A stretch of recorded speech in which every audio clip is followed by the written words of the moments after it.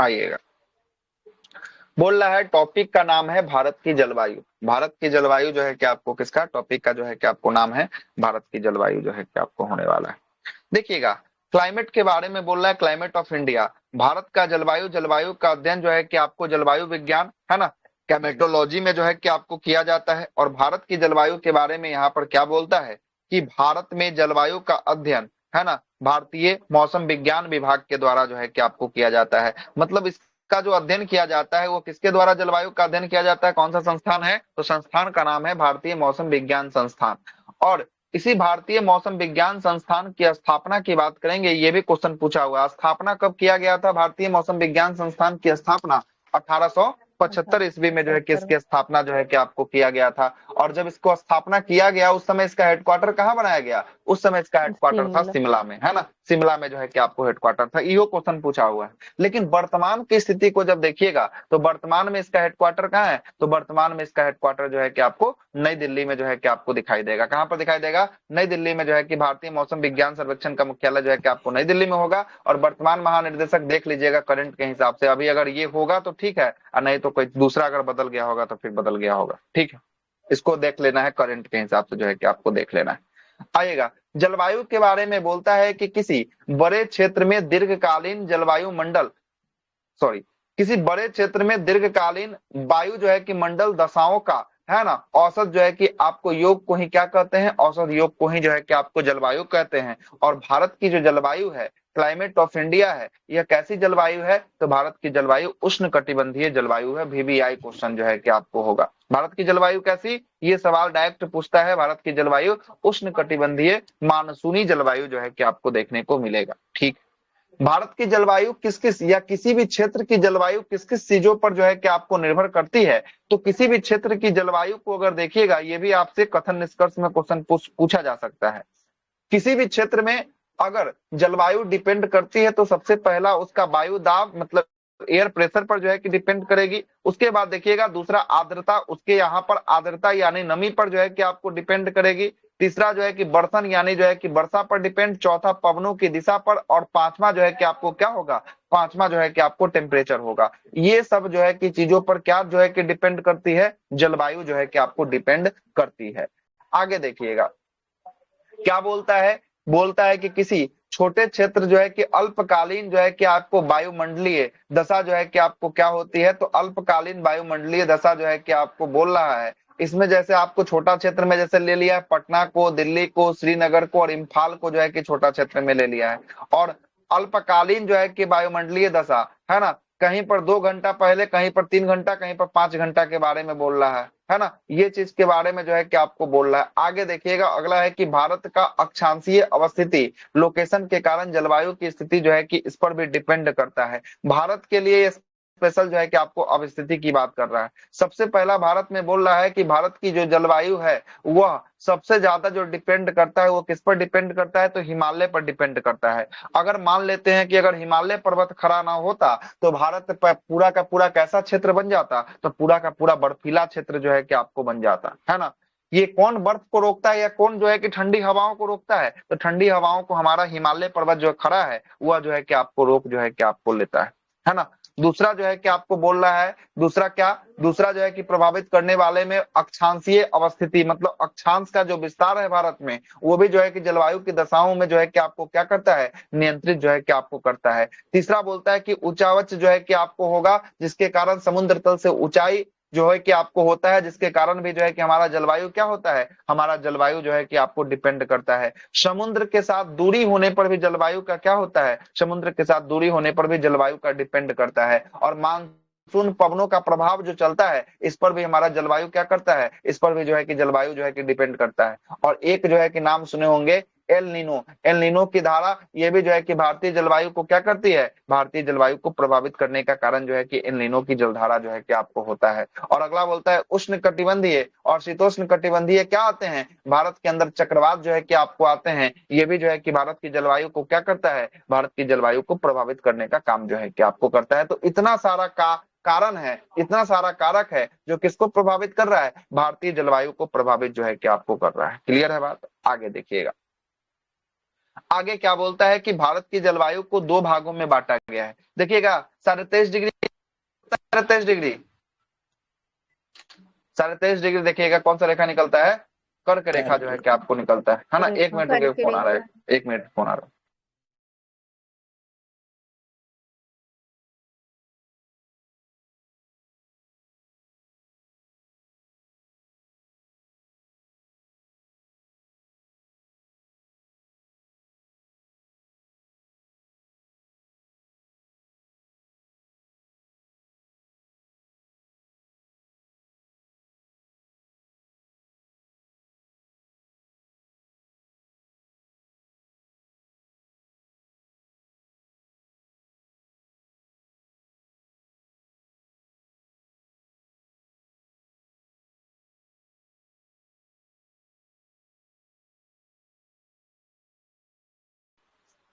साढ़े तेईस डिग्री कौन सा रेखा बताया आपने, 23.5 डिग्री उत्तर की तरफ देखिएगा तो कर्क रेखा जो है कि आपको होगा। अच्छा, कर्क रेखा जो है ये भारत के बीचों बीच से काटती है। यहाँ पर देखिएगा, यहाँ पर दो स्ट्रक्चर दिख रहा होगा, ये एक येलो रंग का आपको दिख रहा होगा पूरा का पूरा, और एक आपको दिख रहा होगा पिंक रंग का, दिख रहा है क्या? ये येलो रंग का जो लाइन आपको दिख रहा है, जो कहां पर, कर्क रेखा के नीचे का जो क्षेत्र आपको दिख रहा है क्या? हाँ या ना बोलिए। जी सर। जी सर। ये कर्क रेखा के जो नीचे वाला जो क्षेत्र दिख रहा है, इसमें जो जलवायु होगी ना, ये होगी उष्ण कटिबंधीय जलवायु। कैसी जलवायु होगी? उष्ण कटिबंधीय जो है कि आपको जलवायु जो है कि आपको होगी। मतलब कर्क रेखा के नीचे का इलाका, मतलब कर्क रेखा पर कौन सा राज्य है वो अभी आपको पता है। कर्क रेखा पर राज्य है गुजरात है, राजस्थान है, मध्य प्रदेश है, छत्तीसगढ़ है, झारखंड है, पश्चिम बंगाल है, और उसके बाद कौन है, त्रिपुरा है और मिजोरम है। मतलब इससे नीचे वाला जो राज्य हुआ, इसके अंदर कैसा जो है कि जलवायु आपको देखने को मिलेगा, इससे नीचे वाले में, इससे नीचे वाले में आपको देखने को मिलेगा उष्ण कटिबंधीय जलवायु। कैसी जलवायु? उष्ण कटिबंधीय जलवायु। अगर आपसे पूछा जाए कर्नाटक में कैसी जलवायु होगी, तो कर्नाटक में उष्ण कटिबंधीय जलवायु होगी। अगर आपसे पूछा जाए आंध्र प्रदेश, तेलंगाना, कर्नाटक, गोवा, तमिलनाडु, केरल में कैसी जलवायु जो है कि आपको देखने को मिलेगी, उष्ण कटिबंधीय जलवायु। अच्छा, इससे ऊपर मतलब कि कर्क रेखा से ऊपर की जो भी आपका इलाका होगा, उसमें जो जलवायु जो है कि आपको देखने को मिलेगी, उसमें जो देखने को मिलेगी वो देखने को मिलेगी शीतोष्ण कटिबंधीय। कौन सी जलवायु? शीतोष्ण कटिबंधीय जलवायु। जैसे आपसे पूछा जाएगा, जैसे आपको झारखंड के ऊपर आपको बिहार है, तो बिहार में कैसी जलवायु आपको देखने को मिलेगी? बिहार में शीतोष्ण कटिबंधीय जलवायु देखने को मिलेगी। जैसे आपका उत्तर प्रदेश हो गया, उत्तर प्रदेश में कैसी जलवायु देखने को मिलेगी? शीतोष्ण देखने को मिलेगी। पंजाब, हरियाणा, चंडीगढ़, हिमाचल, जम्मू कश्मीर, लद्दाख, ये सब में कैसी जलवायु देखने को मिलेगी? ये सब में शीतोष्ण जलवायु जो है कि आपको देखने को मिलेगी। तो भारत में दो प्रकार की जलवायु है, एक उष्ण कटिबंधीय जलवायु। उष्ण कटिबंधीय जलवायु का हिस्सा कहाँ या किससे नीचे? कर्क रेखा के नीचे वाला जो क्षेत्र होगा, उसमें कैसी जलवायु होगा? उसमें होगा उष्ण कटिबंधीय जलवायु जो है कि आपको होगा। और कर्क रेखा से ऊपर का जो इलाका होगा, ऊपर का जो क्षेत्र होगा, उसमें कैसी जलवायु होगी? उसमें होगी शीतोष्ण कटिबंधीय जलवायु होगी। क्लियर हो गया बात? उष्ण शीतोष्ण क्लियर हो गया। उष्ण कटिबंधीय जलवायु जहां पर होगी, वहां पर गर्मी थोड़ा अधिक मात्रा में पड़ेगी, और जो शीतोष्ण कटिबंधीय जो जलवायु होगी, वहां पर गर्मी थोड़ा कम मात्रा में जो है कि आपको पड़ेगी, कम मात्रा में जो है कि आपको पड़ेगी। क्लियर है? आगे देखिएगा क्या बोल रहा है। आगे बोलता है कि भारत की अक्षांशीय अवस्थिति के बारे में बोल रहा है कि कर्क रेखा भारत के मध्य से जो है कि आपको गुजरती है। क्या कर्क रेखा भारत के मध्य से गुजर रहा है? हाँ या ना? तो कर्क रेखा भारत के मध्य से जो है कि आपको गुजरती है, जो इस दो जलवायु कटिबंधों में इसको जो है कि आपको बांटती है। कितने जलवायु कटिबंध में बांट रहा है? ऊपर अभी 10 दिखा दिए, कितना कटिबंध में बांट दिया? 2 सर। 2 में, 2 कटिबंधों में जो है कि आपको बांट दिया। कौन सा 2 कटिबंध था? उत्तर की तरफ कौन सा था? उत्तर की तरफ शीतोष्ण कटिबंध। उत्तर की तरफ जो है कि ऊपर की तरफ देखिएगा शीतोष्ण जो है कि आपको कटिबंध जो है कि आपको था, और नीचे की तरफ मतलब दक्षिण की तरफ देखिएगा तो कौन सा कटिबंध आपको दिखाई देगा? दक्षिण की तरफ उष्ण कटिबंध जो है कि आपको दिखाई देगा। दक्षिण की तरफ देखिएगा तो आपको उष्ण कटिबंध आपको दिखाई देगा, और उत्तर की तरफ देखिएगा तो आपको कैसा कटिबंध दिखाई देगा? शीतोष्ण कटिबंध जो है कि आपको दिखाई देगा। क्लियर हो गया बात यहाँ तक? अब आइएगा दूसरा जो बोल रहा है कि भारत में हिमालय की अवस्थिति होने के कारण भी क्या होता है, जलवायु जो है कि इस पर भी डिपेंड जो है कि आपको करता है। आ रही है, देखिएगा साइबेरिया क्षेत्र से बहुत सारे ठंडे हवाएं चलते हैं। अच्छा, यही बेल्ट में ना देखिएगा हिमालय खड़ा हुआ है, इसी बेल्ट में हिमालय खड़ा हुआ है ना। अब ये बेल्ट में जैसे ही हिमालय खड़ा हुआ है, ये देखिए हल्का सा ब्लू कलर का लाइन आपको दिख रहा है, हिमालयी साइबेरिया से क्षेत्र से कैसी हवाएं चलेगी, तो ये ठंडी हवाएं चलेगी। कैसी हवाएं चलेगी, ठंडी हवाएं चलेगी। अगर ये ठंडी हवाएं, अगर हिमालय पर्वत खड़ा नहीं रहता तो ये ठंडी हवाएं कहाँ प्रवेश कर जाता, पूरा भारत के अंदर जो है कि प्रवेश जो है कि आपको कर जाता, और भारत में पूरा शीत मरुस्थल का निर्माण कर देता, मतलब पूरा बर्फ ही बर्फ जो है कि आपको भारत में रहता। लेकिन क्या होता है, इसका इस ठंडी हवा को कौन रोक दे रहा है, यहाँ पर देखिए रोक कौन रहा है ठंडी हवा को, तो यहाँ पर देख लीजिएगा हिमालय पर्वत जो खड़ा है इस ठंडी हवाओं को रोक दे रहा है। इसीलिए ठंडी हवाओं को रोक दे रहा है ना, जिससे हमारा भारत क्या है, हमारा भारत जो है कि आपको सुरक्षित है। इसलिए देखिएगा जो हिमालय पार का प्रदेश है, जैसे तिब्बत का प्रदेश, सदैव क्या होता है, तिब्बत का प्रदेश सदैव जो है कि बर्फों से ढका होता है, क्योंकि वहां पर कैसी हवाएं चलती है, साइबेरिया क्षेत्र से चलने वाली जो हवाएं होती है वो सब आकर जो है कि आपको टकराती है। आ रहा बात समझ में। अब यहाँ पर सुनिएगा क्या बोल रहा है, हिमालय की अवस्थिति में बोल रहा है, भारत में मानसून जलवायु का विकास में सहायक है, क्योंकि दक्षिणी पश्चिमी जो है कि पवनों को रोक कर जो है कि आपको क्या करवाती है, दक्षिणी पश्चिमी पवनों को रोककर जो है कि आपको वर्षा करवाती है। अच्छा एक बात और सुनिएगा यहाँ पर, अच्छा ये अगर हिमालय यहाँ पर खड़ा ना होता तो क्या हमारी जो दक्षिण पश्चिम मानसून की पवने हैं, पवने तो जो है कि आपको बहते हुए चले जाएगी, पवनों को जब तक गतिरोध नहीं मिलेगा, जब तक पवन किसी चीज से टकराएगा नहीं, तब तक क्या नहीं करवाएगा, तब तक पवन जो है कि वर्षा नहीं करवाएगा। आ रहा बात समझ में। तो इसलिए यहाँ पर देखिएगा, यहाँ पर तो पवन किससे टकरा रहा है, हिमालय पर्वत से जाकर जो है कि यहाँ पर पवन टकरा जाता है, और इसी हिमालय पर्वत से टकराने के कारण मानसून की पवनें जब टकराती है तो क्या करवाती है, तो ये निचले वाला इलाका में देखिएगा तो बारिश जो है कि आपको करवाएगी। अगर ये हिमालय पर्वत भी न खड़ा रहता तो ये सारी की सारी मानसून पवनें जो है कि आपको क्या हो जाती, आगे की ओर निकल जाती, और भारत वृष्टि छाया का क्षेत्र हो जाता। भारत में क्या नहीं होता, भारत में वर्षा जो है कि आपको नहीं होता है। इसलिए हिमालय खड़ा है, इसलिए हमारे मानसून पर इफेक्ट जो है कि डाल रहा है। उधर से आने वाले किस हवा को रोक रहा है, उत्तर की दिशा से आने वाली साइबेरियन हवा को रोक रहा है। उत्तर दिशा के आने वाली कौन सी हवा को रोक रहा है, साइबेरियन जो है कि आपको शीत पवनों को जो है कि आपको रोक रहा है। और इधर से जो है कि जाने वाली कौन सी मानसून पवनों को रोक दे रहा है, इधर से जाने वाली दक्षिण पश्चिम मानसून पवनों को रोक दे रहा है। और जैसे ही दक्षिण पश्चिम मानसून पवने है ना इस पर्वत से टकराती, हिमालय पर्वत से टकराती है, वैसे ही क्या करेगी, वैसे ही भारत के अंदर जो है कि आपको खूब वर्षा करवाएगी। क्या करवाएगी, खूब वर्षा जो है कि आपको करवाएगी। क्लियर हो गया बात, दोनों का दोनों बात यहाँ पर लिखा है।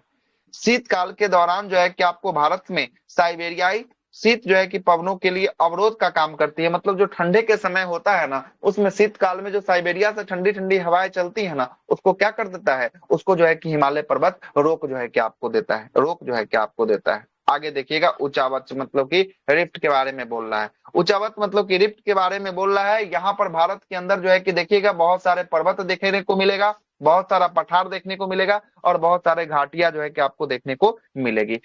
इसी के बारे में बोलता है कि ऊंचावच मतलब कि इसकी स्थिति कहीं पे कुछ ज्यादा है, कहीं पे कुछ क्या है, कहीं पे कुछ जो है कि आपको कम जो है कि आपको होता है ना।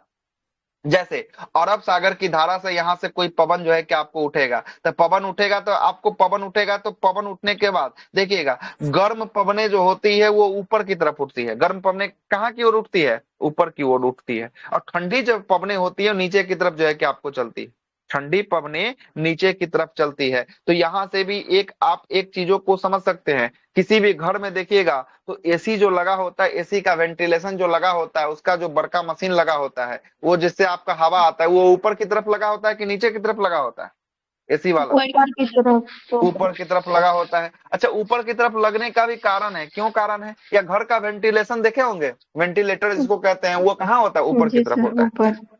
ऊपर की तरफ इसलिए होता है क्योंकि हम आपको अभी जस्ट बता दिए कि ठंडी हवा ऊपर से किस ओर निकलती है, ऊपर से नीचे की ओर नीचे जो है की कि ओर। आपको चलती है, नीचे की ओर चलती है। और जो गर्म हवा होती है ये नीचे से उठकर कहाँ जाती है, ये नीचे ऊपर से की ओर। उठकर ऊपर की ओर जो है कि आपको जाती है। अच्छा सबके घर में तो एसी नहीं होगा, फ्रिज तो देखे ही होंगे, है ना। फ्रिज में देखिएगा डी फ्रीजर ऊपर में होता है कि नीचे में होता है, तो ऊपर में होता है सर।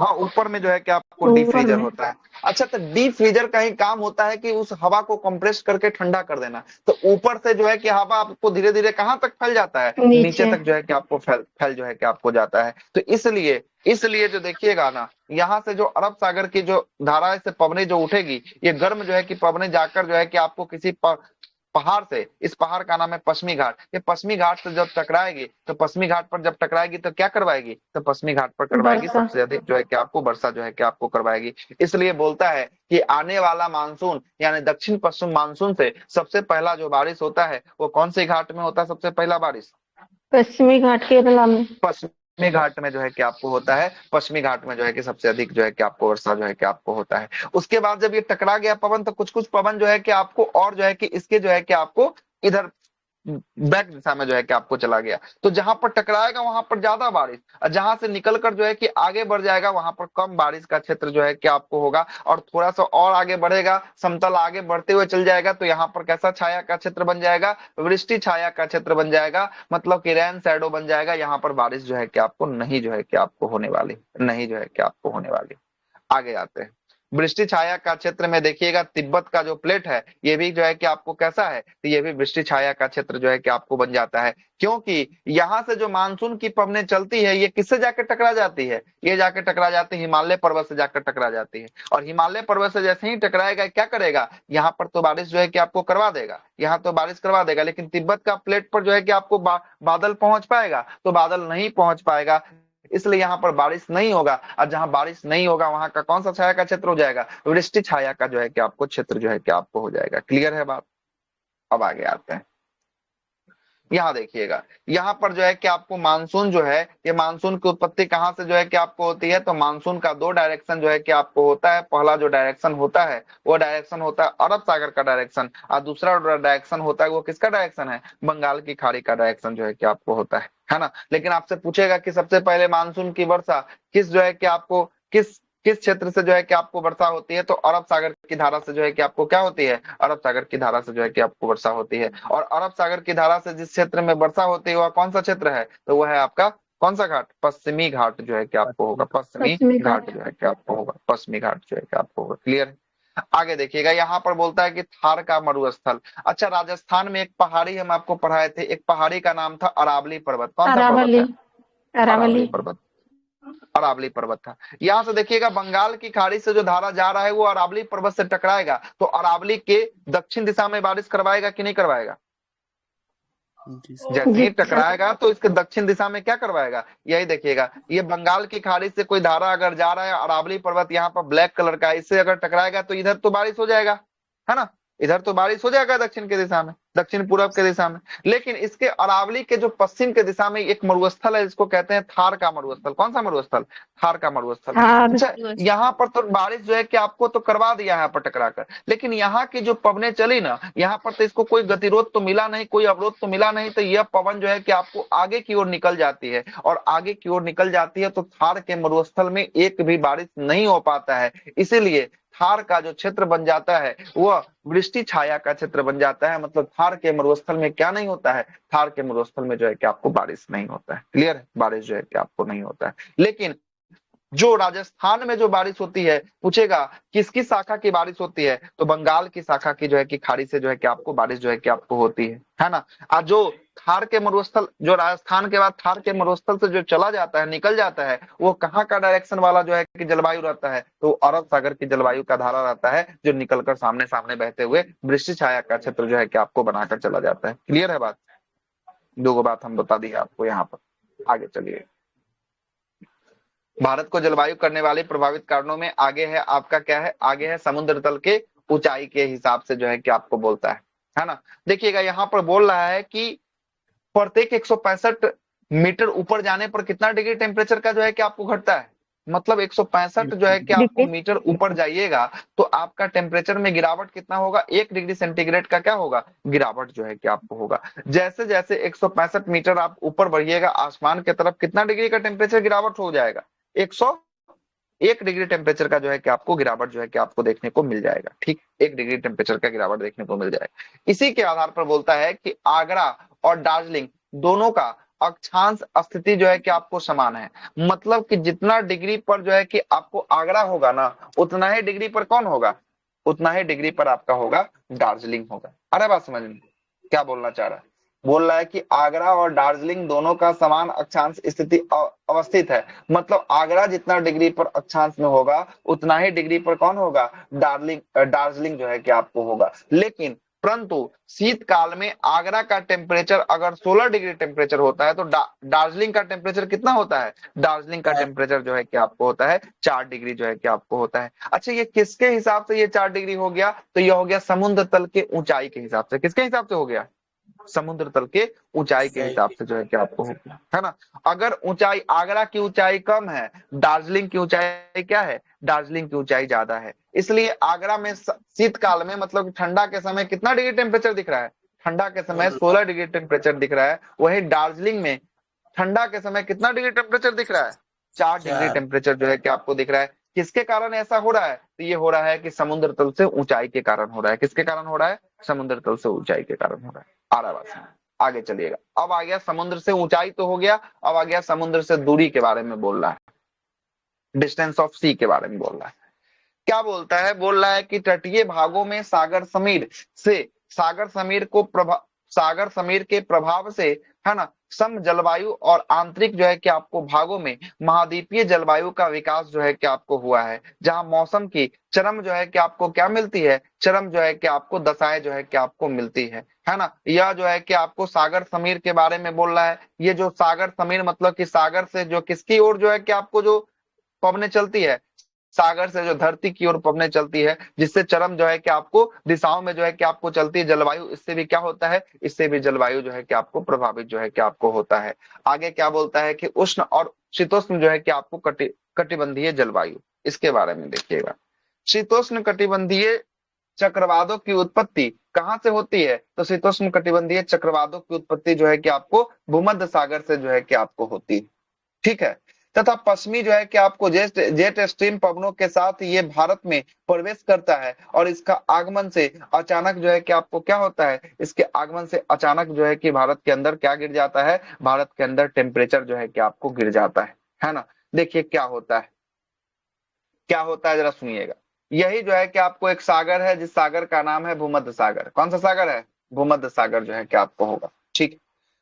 भूमध्य सागर से एक जो है कि आपको, है ना, एक धारा जो है कि आपको निकलती है। एक धारा कौन सी? जेट स्ट्रीम की धारा जो है कि आपको पवने चलती है। और जेट स्ट्रीम की धारा जो पवने होती है, यह जो है कि आपको सबसे पहले निकलकर पूरब की ओर चलती है, और पूरब की ओर चलने पर यह पाकिस्तान के हिंद कुश पर्वत से टकराने के बाद यह जो है कि आपको भारत की ओर जो है कि आपको प्रवेश कर जाती है। और भारत में ठंडी के समय में देखिएगा क्या होता है? ठंडी के समय जो है कि आपको वर्षा होता है। ठंडी के समय देखें, ठंडी के समय कभी कभी वर्षा हो जाता है। और जब ठंडी के समय वर्षा हो जाता है तो भारत का टेम्परेचर ऑटोमेटिक गिर जाता है क्या? अपने बिहार, झारखंड, उत्तर प्रदेश इत्यादि में जो है कि आपको वर्षा जो है कि आपको देखने को मिलेगा। इसी को ही जेट स्ट्रीम की धारा या पश्चिमी विक्षोभ की धारा जो है कि आपको कहा जाता है, वेस्टर्न डिस्टर्बेंस की धारा कहा जाता है, जो सबसे पहले कहां पर टकराती है? पाकिस्तान के हिंदू कुश पर्वत से टकराती है, और ये पाकिस्तान में खूब घनघोर जो है कि आपको क्या करती है? ठंडी के समय में बारिश जो है कि आपको करती है। कुछ कुछ बादल जो है कि यहाँ के बादल, कुछ कुछ बादल कहाँ? पाकिस्तान के कुछ कुछ टकराने के बाद बादल ये जो है कि आपको भारत की ओर घुस जाता है, और भारत में राजस्थान में वर्षा करवाती है। राजस्थान में इसे मावट के नाम से जो है कि आपको जानते हैं। और यही कुछ बादल अपने बिहार, उत्तर प्रदेश, पंजाब के क्षेत्रों में बारिश जो है कि आपको करवाती है, जिसे रवि के टॉनिक के नाम से जो है कि आपको जानते हैं। किसके नाम से जानते हैं? रवि के टॉनिक के नाम से जो है कि आपको जानते हैं। तो यहाँ से दो सवाल पूछेगा, है ना। वेस्टर्न डिस्टर्बेंस मतलब कि पश्चिमी जो है कि आपको जेट स्ट्रीम की पवने कहां से उत्पन्न होती है? सबसे पहला नंबर सवाल, कहां से उत्पन्न होती है? पाकिस्तान के हिंद कुश पर्वत से। नहीं, उत्पन्न होती है भूमध्य सागर से। कहां से? अच्छा अच्छा, भूमध्य सागर से उत्पन्न होती है। कहां से होती है उत्पन्न? भूमध्य सागर से होती है। टकराती है सर क्लियर वहां है? पे जाकर। टकराती है, आपको सबसे नियरेस्ट में जो टकराती है वो हिंद कुश पर्वत से टकराती है, जो पाकिस्तान अफगानिस्तान के बॉर्डर पर है। क्लियर है? कहां पर टकराएगी? तो ये आके पश्चिम से पूरब की ओर आ रही है। देखिए तो कौन लोकेशन में आ रही है? पश्चिम से किस दिशा में आ रही है? पूरब की ओर आ रही है ना। तो ये पश्चिम से पूरब की ओर आते हुए पश्चिमी जेट धारा इसलिए कहा जाता है क्योंकि कहां से उत्पन्न हो रही है? पश्चिम से हो रही है, लेकिन कहां की ओर चल रही है? पूरब की ओर चल रही है। पूर्व की अब पूरब की ओर चलते चलते चलते चलते यह पाकिस्तान के हिंदू कुश पर्वत से टकराती है, और ठंडे के समय नवंबर, अक्टूबर, नवंबर, दिसंबर के समय पाकिस्तान में खूब बारिश करवाती है। और पाकिस्तान में जब बारिश करवा देती है, उसके बाद कुछ कुछ पवने, इसकी पवने भारत की ओर घुस जाती है। और भारत में नवंबर दिसंबर का महीना तो आप जानिए ठंडा का महीना होता है, और इस समय राजस्थान में जब ये बारिश करवाती है तो राजस्थान में इसे किस नाम से बताएं अभी जस्ट? राजस्थान में मावट, मावट के रूप, मावट, मावट कहा जाता है। और राजस्थान में पंजाब इसे में भी मावट होता है कहा जाता मतलब। है। पंजाब में, हरियाणा में, उत्तर प्रदेश में, बिहार में इसे रबी के फसल का टॉनिक के रूप में जो है कि आपको जाना जाता है। लेकिन उस समय देखिएगा रबी का कौन सा फसल बुआई हुआ रहता है, तो उस समय रबी में गेहूं बुआई हुआ रहता है, गेहूं। और गेहूं के लिए अति आवश्यक जो है कि जब वर्षा हो जाती है ना, तो फसल बहुत शानदार जो है कि आपको होता है। इसीलिए रबी का टॉनिक जो है कि आपको किसे कहा जाता है, पश्चिमी विक्षोभ को जो है कि आपको कहा जाता है रबी का टॉनिक। ठीक है, आगे चलते हैं। कई बार अरब सागर और बंगाल की खाड़ी में उत्पन्न होने वाले उष्णकटिबंधीय चक्रवात भी क्षेत्रीय जलवायु को क्या करते हैं, क्षेत्रीय जलवायु को प्रभावित जो है कि आपको करते हैं। जैसे रेमेल जो है कि आपको, रेमेल यह जो है कि नेम गिवन बाय जो है कि आपको नामकरण, रेमेल नाम जो है कि किसके द्वारा दिया गया था, ओमान के द्वारा जो है कि आपको दिया गया था। और इसका अर्थ क्या होता है, इसका अर्थ होता है धूल यानी डस्ट जो है कि आपको अर्थ होता है। और रेमेल की उत्पत्ति जो है कि आपको कहाँ होती है, तो इसकी उत्पत्ति होती है बंगाल की खाड़ी में जो है कि आपको हुआ था, है ना। और ये चक्रवात था, और इससे प्रभावित इलाका जो है कि रेमेल से कौन कौन था उस समय के करंट के हिसाब से बना हुआ है, बांग्लादेश, पश्चिम बंगाल, उड़ीसा का जो है कि प्रभावित किया गया था, है ना। रेमेल जो है कि आपको प्रभावित किया था। आगे चलते हैं, अगला कौन सा है, अगला है मानसूनी पवने हैं। कौन है, मानसूनी पवने। मानसूनी पवने के बारे में बोलता है, क्या बोलता है कि ये सामयिक जो है कि आपको पवने जो है कि आपको है जो 6 महीने में सागर से किस ओर, सागर से, मानसून पवने सागर से चलती है स्थल की ओर। और 6 महीने फिर कहां से कहां की ओर चलती है, 6 महीने फिर चलती है स्थल स्थल से से कहां की समुद्र ओर, की ओर। स्थल से फिर चलती है सागर की ओर चलती है। मतलब जो मानसूनी पवने होती है 6 महीने तो स्थल से सागर की ओर चलती है, और 6 महीने सागर से किस ओर चलती है, सागर से स्थल की ओर जो है कि आपको चलती है। ठीक है, यहाँ से वीवीआई पॉइंट है, ये नीचे वाला पॉइंट। मानसून शब्द जो है कि इसकी उत्पत्ति किस भाषा से हुई है, मानसून शब्द की उत्पत्ति जो है कि आपको अरबी भाषा से हुई है। और अरबी भाषा के कौन सा शब्द से बना हुआ ये शब्द है मानसून, तो मौसीम शब्द से जो है कि बना हुआ शब्द जो है कि आपको मानसून होगा, जिसका अर्थ क्या होता है, पवनों की व्युत्क्रम जो है कि अथवा पलटना, इसका अर्थ जो है कि आपको होता है किसका, मानसून का अर्थ होता है। और विश्व जो है कि आपको मानसून की व्याख्या सर्वप्रथम, विश्व में मानसून की व्याख्या सबसे पहला करने वाला व्यक्ति कौन था, तो हिप्पोकस जो है कि आपको था, हिप्पोकस, है ना, हिप्पोकस जो है कि आपको था। और भारतीय मानसून की व्याख्या करने वाला पहला व्यक्ति कौन था, ये दोनों क्वेश्चन पूछा हुआ है, अल मसूदी जो है कि आपको था। विश्व में मानसून की व्याख्या करने वाला पहला व्यक्ति कौन, हिपोकस। हिप्पोकस जो है कि आपको बना, ठीक ना। और ये भारतीय मानसून का व्याख्या करने वाला पहला व्यक्ति कौन बना, अल मसूदी जो है कि आपको बना, कौन बना, अल मसूदी जो है कि आपको बना। और ये दोनों का दोनों विद्वान कैसा है, ये दोनों का दोनों अरबी जो है कि आपको विद्वान जो है कि आपको था, अरब क्षेत्र से जो है कि इसका संबंध जो है कि आपको था। आगे देखिएगा, आगे क्या बोलता है, आगे बोलता है पवने, है ना, पवने। पवन में जो है कि आपको वायु के क्षैतिज प्रवाह गैसों का मिश्रण होता है, जिसे हम लोग क्या कहते हैं, जिसे हम लोग पवने कहते हैं। पवन के बारे में यहाँ पर दे रखा है। पवन भी यहाँ पर दो तीन तीन प्रकार के पवनों में बांटा है। पहला जो पवन का टाइप है वो है आपका स्थानीय पवन, या भूमंडलीय पवन, या सनातनी पवन जो है कि आपको कहा गया है ना। दूसरा जो है कि आपको कैसी पवने का टाइप है, दूसरा है आपको सामयिक जो है कि पवने का टाइप है। और तीसरा जो टाइप है वो कौन सा पवन है, तीसरा है स्थानीय पवन जो है कि आपको टाइप, है ना। अस्थाई पवन में 3 पवन जो है कि आपको आते हैं, इसमें 3 पवन को आपको पढ़ना पड़ेगा। अस्थाई पवन में कौन कौन पवन है, 3 पवन में पहला जो पवन है वो है व्यापारिक पवने, दूसरा जो है वो है पछुआ पवने, और तीसरा जो है वो कौन पवने है, तीसरा जो है आपको ध्रुवीय पवन है। ठीक है, 3 गो पवन है, पहला व्यापारिक, दूसरा पछुआ, तीसरा कौन है, तीसरा जो है कि आपको ध्रुवीय जो है कि आपको होने वाला है। वही सामयिक पवने में जो है कि किसको किसको पढ़ना पड़ेगा, तो सागर समीर को पढ़ना पड़ेगा, स्थल समीर को पढ़ना पड़ेगा, घाटी समीर को पढ़ना पड़ेगा, पर्वत समीर को पढ़ना पड़ेगा, और मानसून पवने को जो है कि आपको पढ़ना पड़ेगा। और स्थानीय पवन में जो है कि किसको किसको, लू को, विलिजार्ड को, चिनुक को, हरमट्टन को, सिरौको को, है ना, पापा गयो आदि को जो है कि आपको पढ़ना पड़ेगा, जिसके बारे में नीचे जो है कि आपको दिया गया होगा। सबसे पहला यह फोटो को देखिएगा, सबसे पहला यह फोटो जो है, यह फोटो में यह बीच वाला जो लाइन आपको दिख रहा होगा ये कौन है, इक्वेटर है। इक्वेटर कितना डिग्री, इक्वेटर, इक्वेटर होता है 0 डिग्री। कितना डिग्री होता है इक्वेटर, इक्वेटर होता है 0 डिग्री। इसी को कहते हैं भूमध्य रेखा। कौन सा रेखा कहते हैं, भूमध्य रेखा जो है कि आपको कहते हैं, भूमध्य रेखा कहते हैं। अच्छा, ये भूमध्य रेखा से देखिए तो कितना डिग्री उत्तर में एक लाइन खींचा गया है, 30 डिग्री। 30 30 डिग्री। डिग्री उत्तर में। यहाँ देखिए तो 30 डिग्री दक्षिण में भी एक लाइन खींचा हुआ है, लाइन खींचा हुआ है। मतलब समझिएगा भूमध्य रेखा के अगर उत्तर की तरफ चलेंगे तो इसको कहेंगे उत्तरी गोलार्ध कहेंगे। अब भूमध्य रेखा के जब नीचे की तरफ दक्षिण की तरफ चलेंगे तो कौन सा गोलार्ध कहेंगे इसको? दक्षिणी गोलार्ध जो है कि आपको कहेंगे। कौन सा गोलार्ध? दक्षिणी गोलार्ध कहेंगे। भूमध्य रेखा के उत्तर की तरफ चलेंगे तो कौन सा गोलार्ध हो जाएगा?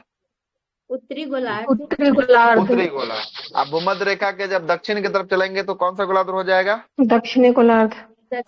दक्षिणी गोलार्ध जो है कि आपको हो जाएगा। तो देखिएगा यहाँ पर बोल रहा है कि भूमध्य रेखा के उत्तर की तरफ कितना डिग्री, उत्तर की तरफ पहला कितना डिग्री चला है? 30 डिग्री। तो भूमध्य रेखा के उत्तर की तरफ 30 डिग्री और भूमध्य रेखा के दक्षिण की तरफ भी कितना डिग्री?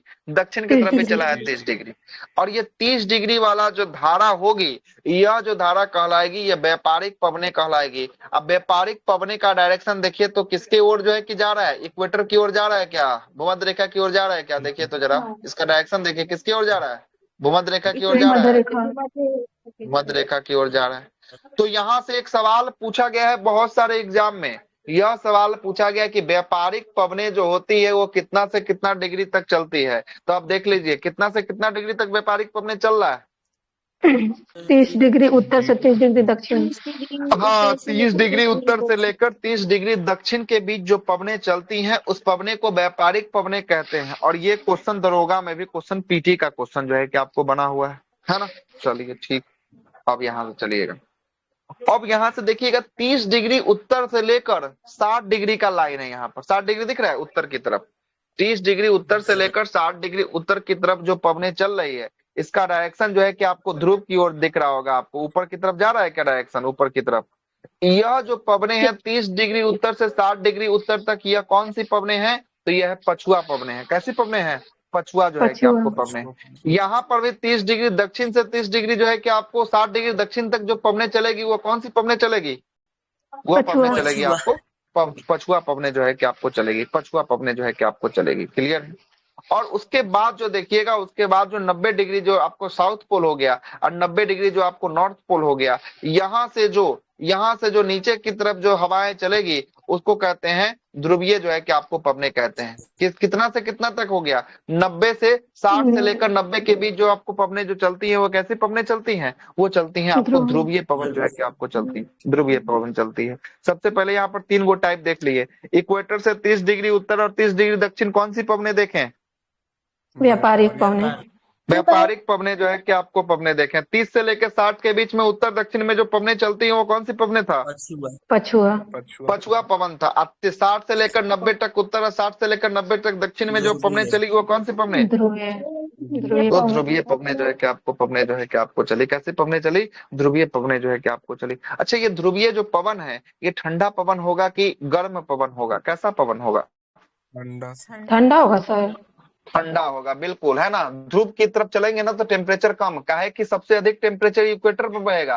इक्वेटर के बाद बोलता है कि 165 मीटर अगर आप ऊपर चलते हैं तो कितना डिग्री टेम्परेचर का गिरावट होगा? 1 डिग्री का गिरावट जो है कि आपको होगा। ऊपर चलेंगे तो धीरे धीरे टेम्परेचर गिरावट होगा। तो टेम्परेचर गिरेगा तो तापमान घटेगा कि बढ़ेगा? घटेगा।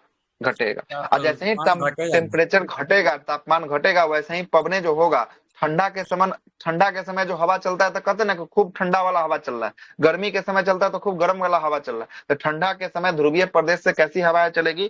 ठंडा हवाएं जो है कि आपको चलेगी। कैसी हवाएं चलेगी? ठंडा हवा चलेगी। आइएगा उससे आगे पीछे जो पढ़ाते हैं आप देखिएगा क्या बोलता है। ITCZ है ना, बहुत बार एग्जाम में क्वेश्चन पूछा हुआ है। इंटर ट्रॉपिकल जो है कि कन्वेंशन जो है कि आपको जोन है ना, अंत उष्ण कटिबंधीय अभिसरण जो है कि आपको क्षेत्र, इसको हिंदी में कहा जाता है। ITCZ के बारे में क्या बोलता है? यह निम्न वायुदाब की पेटी होती है। ITCZ जो है कि आपको कैसी वायुदाब की पेटी होती है? तो यह जो है कि आपको निम्न वायुदाब की पेटी जो है कि आपको होती है। और ये दोनों गोलार्ध में व्यापारिक पवन आपस में जो है कि अभिसरण जो है कि आपको करता है। अच्छा देखिए, तो ऊपर में व्यापारिक पवन आपस में अभिसरण कर रहा था। इधर से आने वाला व्यापारिक पवन इस दिशा में, इधर से जाने वाला इस दिशा, दोनों एक ही तरफ जो है कि जाकर मिल रहा था ध्रुव की ओर। तो अभिसरण का क्षेत्र जो है कि आपको बना रहा था। इसी बारे में बोल रहा है कि यह ITCZ जो होता है यह निम्न वायुदेव की पेटी होती है। और ये दोनों गोलार्धों में व्यापारिक पवन आपस में क्या करती है, आपस में एक दूसरे से आकर मिलती है, इसलिए अभिसरण जो है कि आपको करती है। आगे देखिएगा, यह पेटी सूर्य के जो है कि उत्तरायण मतलब सूर्य के उत्तरायण मतलब सूर्य उत्तर की ओर जाएगा, सूर्य के दक्षिणायन मतलब कि सूर्य का किस ओर जाएगा, सूर्य दक्षिण की ओर जो है कि आपको जाती है। उसी के साथ यह जो है कि आपको क्या करती है, यह व्यापारिक पवनें सूर्य के गति के साथ जो है कि आपको अपना गति जो है कि आपको करते हुए दिखाएगी, है ना। सूर्य के साथ अपना क्या करेगी, सूर्य के साथ अपना जो है कि आपको गति करते हुए जो है कि आपको दिखाएगी। यह जो पवनें होती है यह जो है कि आपको देखिएगा, यह रोटेशन ऐसा चल रहा है ना, आगे बढ़ रहा है, फिर आगे बढ़ रहा है, फिर आगे बढ़ रहा है। ये सूरज के गति के साथ क्या करती है, अपना भी रोटेशन काल को जो है कि आपको पूरा करती है। ये देखिएगा आगे की ओर जा रहा है, एकदम एक समान जो है कि दिशा में जो है कि आपको जाता है, मतलब कैसा, सूरज की गति के साथ जो है कि आपको यह क्या करता है, यह जो है कि आपको करता है। क्लियर। आगे देखिएगा, अगला बोलता है कि मानसून की उत्पत्ति। मानसून की उत्पत्ति जो है कि आपको पहला बोलता है तापीय सिद्धांत, दूसरा है ज्यामितीय जो है या गतिक सिद्धांत, और तीसरा है पूर्वी जो है कि आपको जेट स्ट्रीम का सिद्धांत जो है कि आपको होने वाला है ना। इसमें से पहला जो सिद्धांत है तापीय सिद्धांत, वो किसके द्वारा दिया गया था, तापीय सिद्धांत दिया गया एलमंड जो है कि आपको हेली के द्वारा जो है कि आपको दिया गया था। कैसा सिद्धांत है वो, मानसून का तापीय सिद्धांत जो है कि आपको दिया गया। दूसरा है आपको गतिक सिद्धांत, यह किसके द्वारा दिया गया, फ्लोन के द्वारा जो है कि आपको दिया गया। और तीसरा जो सिद्धांत है पूर्वी जो है कि जेट स्ट्रीम का सिद्धांत, यह किसके द्वारा दिया गया, वी कोटेश्वरम के द्वारा जो है कि आपको यह सिद्धांत जो है कि आपको दिया गया। तीन गो सिद्धांत है, तीनों अलग अलग जो है कि विद्वानों के द्वारा तीन अलग अलग सिद्धांत जो है कि आपको दिया गया। जिसमें पहला जो सिद्धांत आपको देखने को मिलेगा, यह कौन सा सिद्धांत है, पहला पहला है तापीय जो है कि आपको सिद्धांत जो है कि आपको होने वाला है। पहला कौन सा है, तापीय सिद्धांत होगा। आइएगा तापीय सिद्धांत के बारे में देखते हैं। पहला क्या बोलता है तापीय सिद्धांत, तापीय सिद्धांत बोलता है कि इसका इसका प्रतिपादन जो है कि किसके द्वारा किया गया, तापीय सिद्धांत का प्रतिपादन, इसका प्रतिपादन एडमंड जो है कि आपको हेली के द्वारा जो है कि आपको किया गया। किसके द्वारा किया गया, एडमंड हेली के द्वारा जो है कि आपको किया गया। कौन सा सिद्धांत है, पहला तापीय सिद्धांत है, तापीय सिद्धांत जो है कि आपको होगा, ठीक ना। तापीय सिद्धांत जो है कि एडमंड हेली के द्वारा जो है कि आपको किया गया, ठीक ना। इस सिद्धांत के अनुसार जब ग्रीष्म काल के दौरान कर्क रेखा पर लंबवत होता है, अच्छा जब सूरज जो है कि किस रेखा पर लंबवत होता है, ग्रीष्म काल के दौरान जब सूरज कर्क रेखा पर लंबवत होता है, तो उत्तरी मैदान जब उत्तर के, कर्क रेखा किस दिशा में है, कर्क रेखा उत्तर की दिशा में है, तो बोलता है कि उत्तरी मैदान में कैसा क्षेत्र जो है कि आपको बनता है, तो उत्तरी मैदान में जो है कि आपको बनता है निम्न वायु दाब का केंद्र जो है कि आपको विकसित होता है, जिससे पवने किस ओर, पवने हिंद महासागर से भारतीय उपमहाद्वीप की ओर क्या होती है, भारतीय उपमहाद्वीप की ओर जो है कि आपको चलना शुरू हो जाती है। जिसके साथ ही जो है कि आपको क्या होता है, जिसके साथ ही भारत में मानसून का क्या हो जाता है। अच्छा ये हिंद महासागर यही ना है, हिंद महासागर से कहाँ बोल रहा है, हिंद महासागर से जो है कि आपको भारतीय महाद्वीप मतलब भारत की ओर चलना शुरू हो जाएगा। आज जैसे ही ये गर्मी के समय भारत की ओर चलना शुरू हो जाएगा, इसी समय तो मानसून आता है, जून के प्रथम सप्ताह में आता है कि नहीं आता है। वही बात जो है कि आपको तापीय सिद्धांत पहला जो है कि आपको बोल दिया। दूसरा जो सिद्धांत है वो कौन सा सिद्धांत है, गतिक सिद्धांत जो है कि आपको होगा। गतिक सिद्धांत का देखिए तो कौन प्रतिपादन किया था, गतिक सिद्धांत का प्रतिपादन फ्लोन के द्वारा जो है कि आपको किया गया। फ्लोन के द्वारा जो है कि आपको गतिक सिद्धांत का प्रतिपादन जो है कि आपको किया गया। क्या बोलता है कि सूरज के उत्तरायण मतलब सूरज जब उत्तर की दिशा में आती है, मतलब कर्क रेखा की तरफ आती है, तो ITCZ की पेटी हिमालय के दक्षिण की ओर अथवा उत्तरी मैदान में स्थापित जो है कि आपको हो जाती है, जिससे दक्षिणी गोलार्ध की व्यापारिक पवने, जो दक्षिणी गोलार्ध में व्यापारिक पवने कितना से कितना डिग्री तक व्यापारिक पवने था, 0 से 30 डिग्री तक जो है कि आपको व्यापारिक पवने जो है कि आपको, है ना। तो क्या बोलता है कि दक्षिणी गोलार्ध की जो व्यापारिक पवने हैं वो किसकी ओर जो है कि आपको पार कर जाती है, तो विस्पत रेखा को पार कर किस गोलार्ध में घुस जाती है, विस्पत रेखा को पार कर उत्तरी गोलार्ध में, यानी दक्षिणी पश्चिमी जो है कि आपको से लेकर उत्तर पूर्व की ओर जो है कि आपको चलने लगती है, जिससे ही दक्षिण पश्चिम या ग्रीष्मकालीन क्या कहते हैं, इसे ही ग्रीष्मकालीन मानसून के नाम से जो है कि आपको जाना जाता है। मतलब नीचे वाली पवने जो है कि कहाँ घुस गया, नीचे वाली पवने जो है कि आपको ऊपर घुस जाने के कारण जो है कि यहाँ मानसून की उत्पत्ति होती है। यह कौन सा सिद्धांत बोलता है, यह बोल रहा है गतिक सिद्धांत जो है कि आपको बोल रहा है। ठीक, क्या बोलता है 40 से लेकर 60 डिग्री पूर्वी जो है कि आपको देशांतर के मध्य जो है कि कैसी पवने चलती है, 40 से 60 के बीच चलती है व्यापारिक पवने जो है कि आपको चलती है। आगे देखिएगा, यही है आपका भारत, है ना। इक्वेटर आपको दिख रहा होगा, 0 डिग्री अक्षांश दिख रहा है यहाँ पर, 0 डिग्री। यहाँ पर देखिएगा ये भारत का 23.5 डिग्री है कर्क रेखा, है कि नहीं है। जी सर।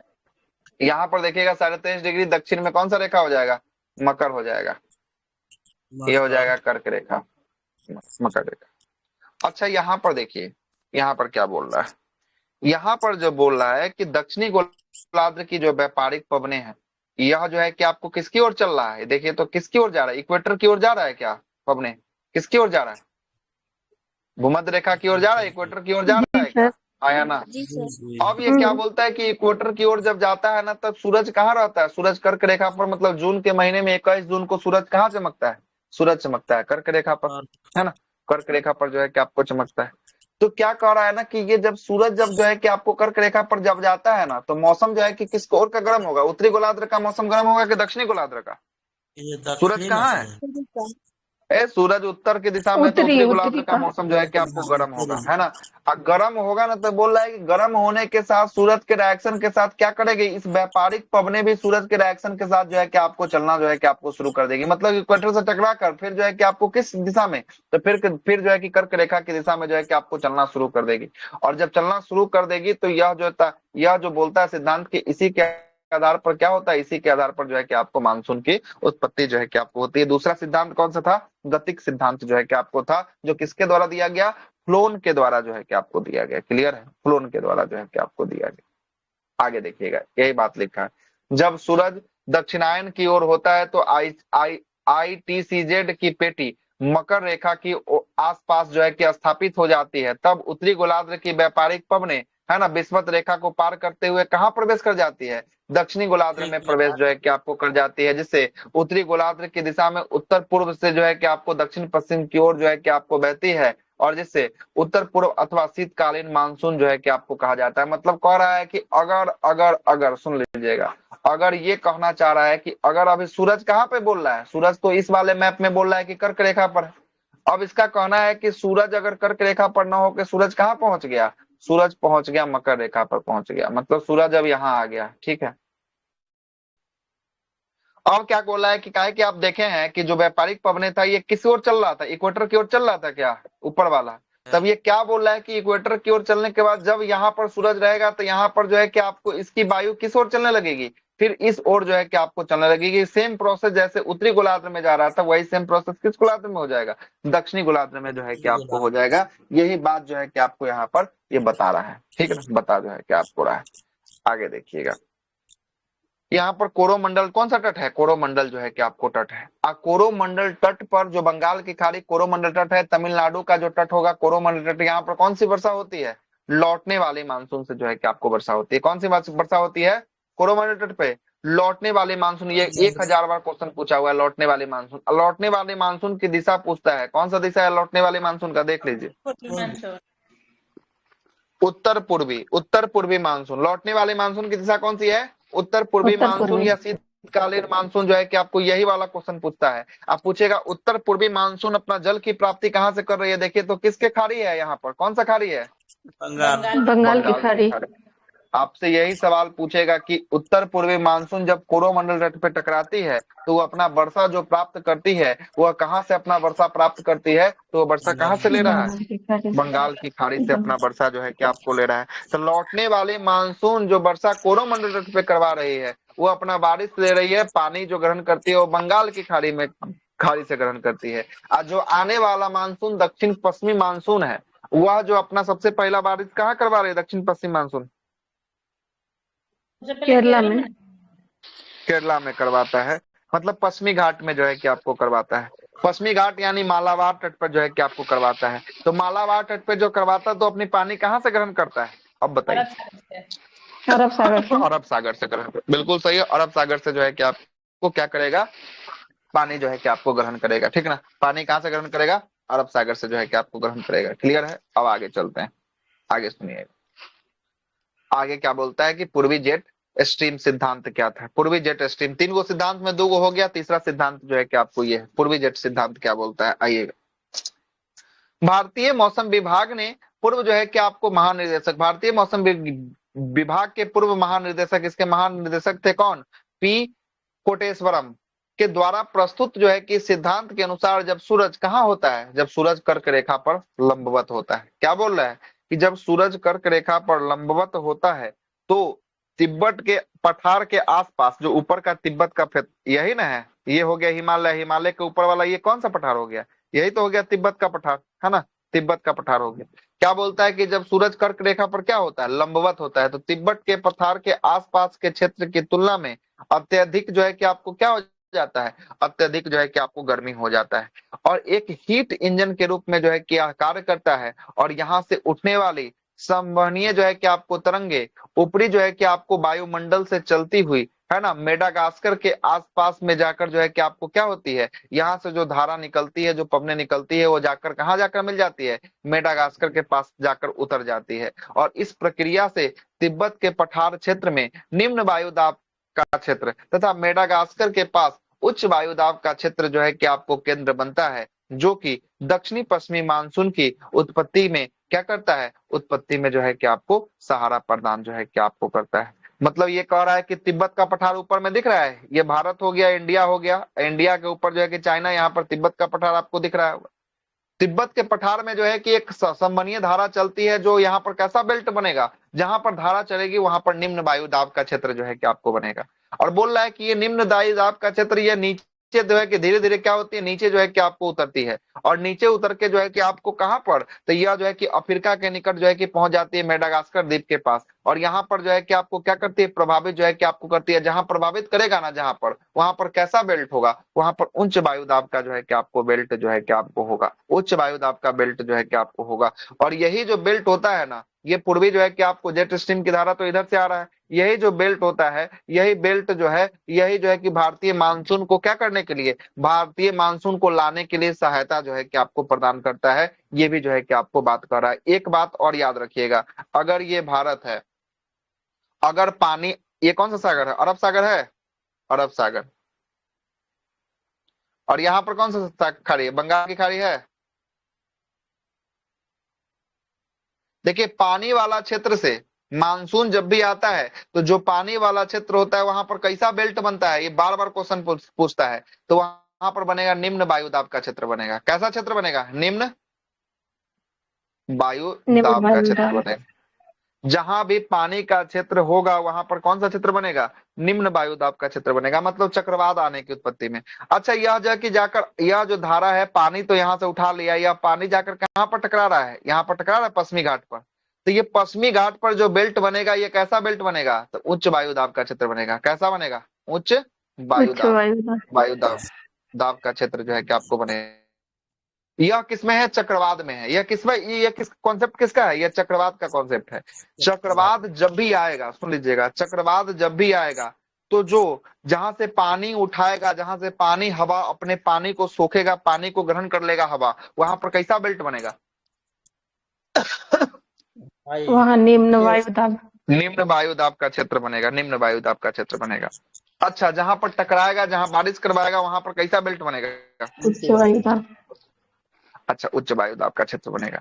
अच्छा तो बताइए चक्रवात जब बनेगा, चक्रवात जब उठेगा या बनेगा तो मौसम कहाँ का खराब होगा, उच्च वायुदाब का क्षेत्र का मौसम खराब होगा कि निम्न वायुदाब का क्षेत्र का मौसम खराब होगा, निम्न वायुदाब का, उच्च वायुदाब का क्षेत्र का मौसम खराब होगा। देखिएगा चक्रवात जब आता है तो जहां टकराता है वहां का ना जो है कि मौसम खराब होता है ना, जी जी, जहां टकराता है वहां का मौसम जो है कि खराब होता है, मतलब कि उच्च वायुदाब का क्षेत्र का क्या होगा, मौसम जो है कि आपको खराब होगा। अच्छा इसी को पलट दीजिए और प्रति चक्रवात में ले चलिए, इसको कहां ले चलिए, प्रति चक्रवात में ले चलिए। अच्छा तो प्रति चक्रवात जो होता है ना, चक्रवात का अपोजिट होता है, तो जहां पे उच्च था वहां पर निम्न कर दीजिए, जहां निम्न था वहां उच्च कर दीजिए। तो धरती का जो स्थान होगा, जो प्रति चक्रवात होगा, तो धरती का स्थान पे यहाँ पर कैसा बेल्ट बनेगा, धरती के स्थान पे उच्च वायुदाब। उच्च तो है पहले से, नहीं चक्रवात में निम्न बनेगा सर, तो यहाँ पर उल्टा कर दीजिए, यहाँ पर कैसा बनेगा, यहाँ पर निम्न जो है कि आपको बन जाएगा, प्रति चक्रवात में निम्न बन जाएगा। अरब सागर में कैसा क्षेत्र में जो है कि बनेगा, तो यहाँ पर बन जाएगा उच्च जो है कि आपको वायुदाब का क्षेत्र बन जाएगा। इसलिए जब उच्च वायुदाब का क्षेत्र चलता है तो किसका मौसम खराब होगा, तो पानी वाला जो इलाका उसका मौसम खराब होगा, उसमें लहरें खूब जो है कि उफान मारेगी, मतलब उस समय जहाज इत्यादि चलाना थोड़ा सा क्या हो जाएगा, मुश्किल जो है कि आपको हो जाएगा। किस स्थिति में, प्रति चक्रवात। प्रति चक्रवात। चक्रवात की स्थिति में जो है कि आपको किनारे की ओर हवा चलता है, तो उस समय जो है कि किनारे में आने में क्या करेगा, जहाज को सहयोग जो है कि आपको मिलेगा, है ना, सहयोग जो है कि आपको मिलेगा। क्लियर है बात? यही जो है कि आपको चक्रवात प्रति चक्रवात जो है कि आपको था। आगे आते हैं, आगे क्या बोलता है, आगे बोल रहा है आपसे भारतीय मौसम विभाग द्वारा जो है कि भारत के 4 ऋतुओं को जो है कि आपको माना जाता है। भारत को कितने ऋतुओं में बांटा गया है? तो भारत में 4 ऋतुओं में जो है कि विभाजित किया गया। कौन सा 4 ऋतु देख लेते हैं।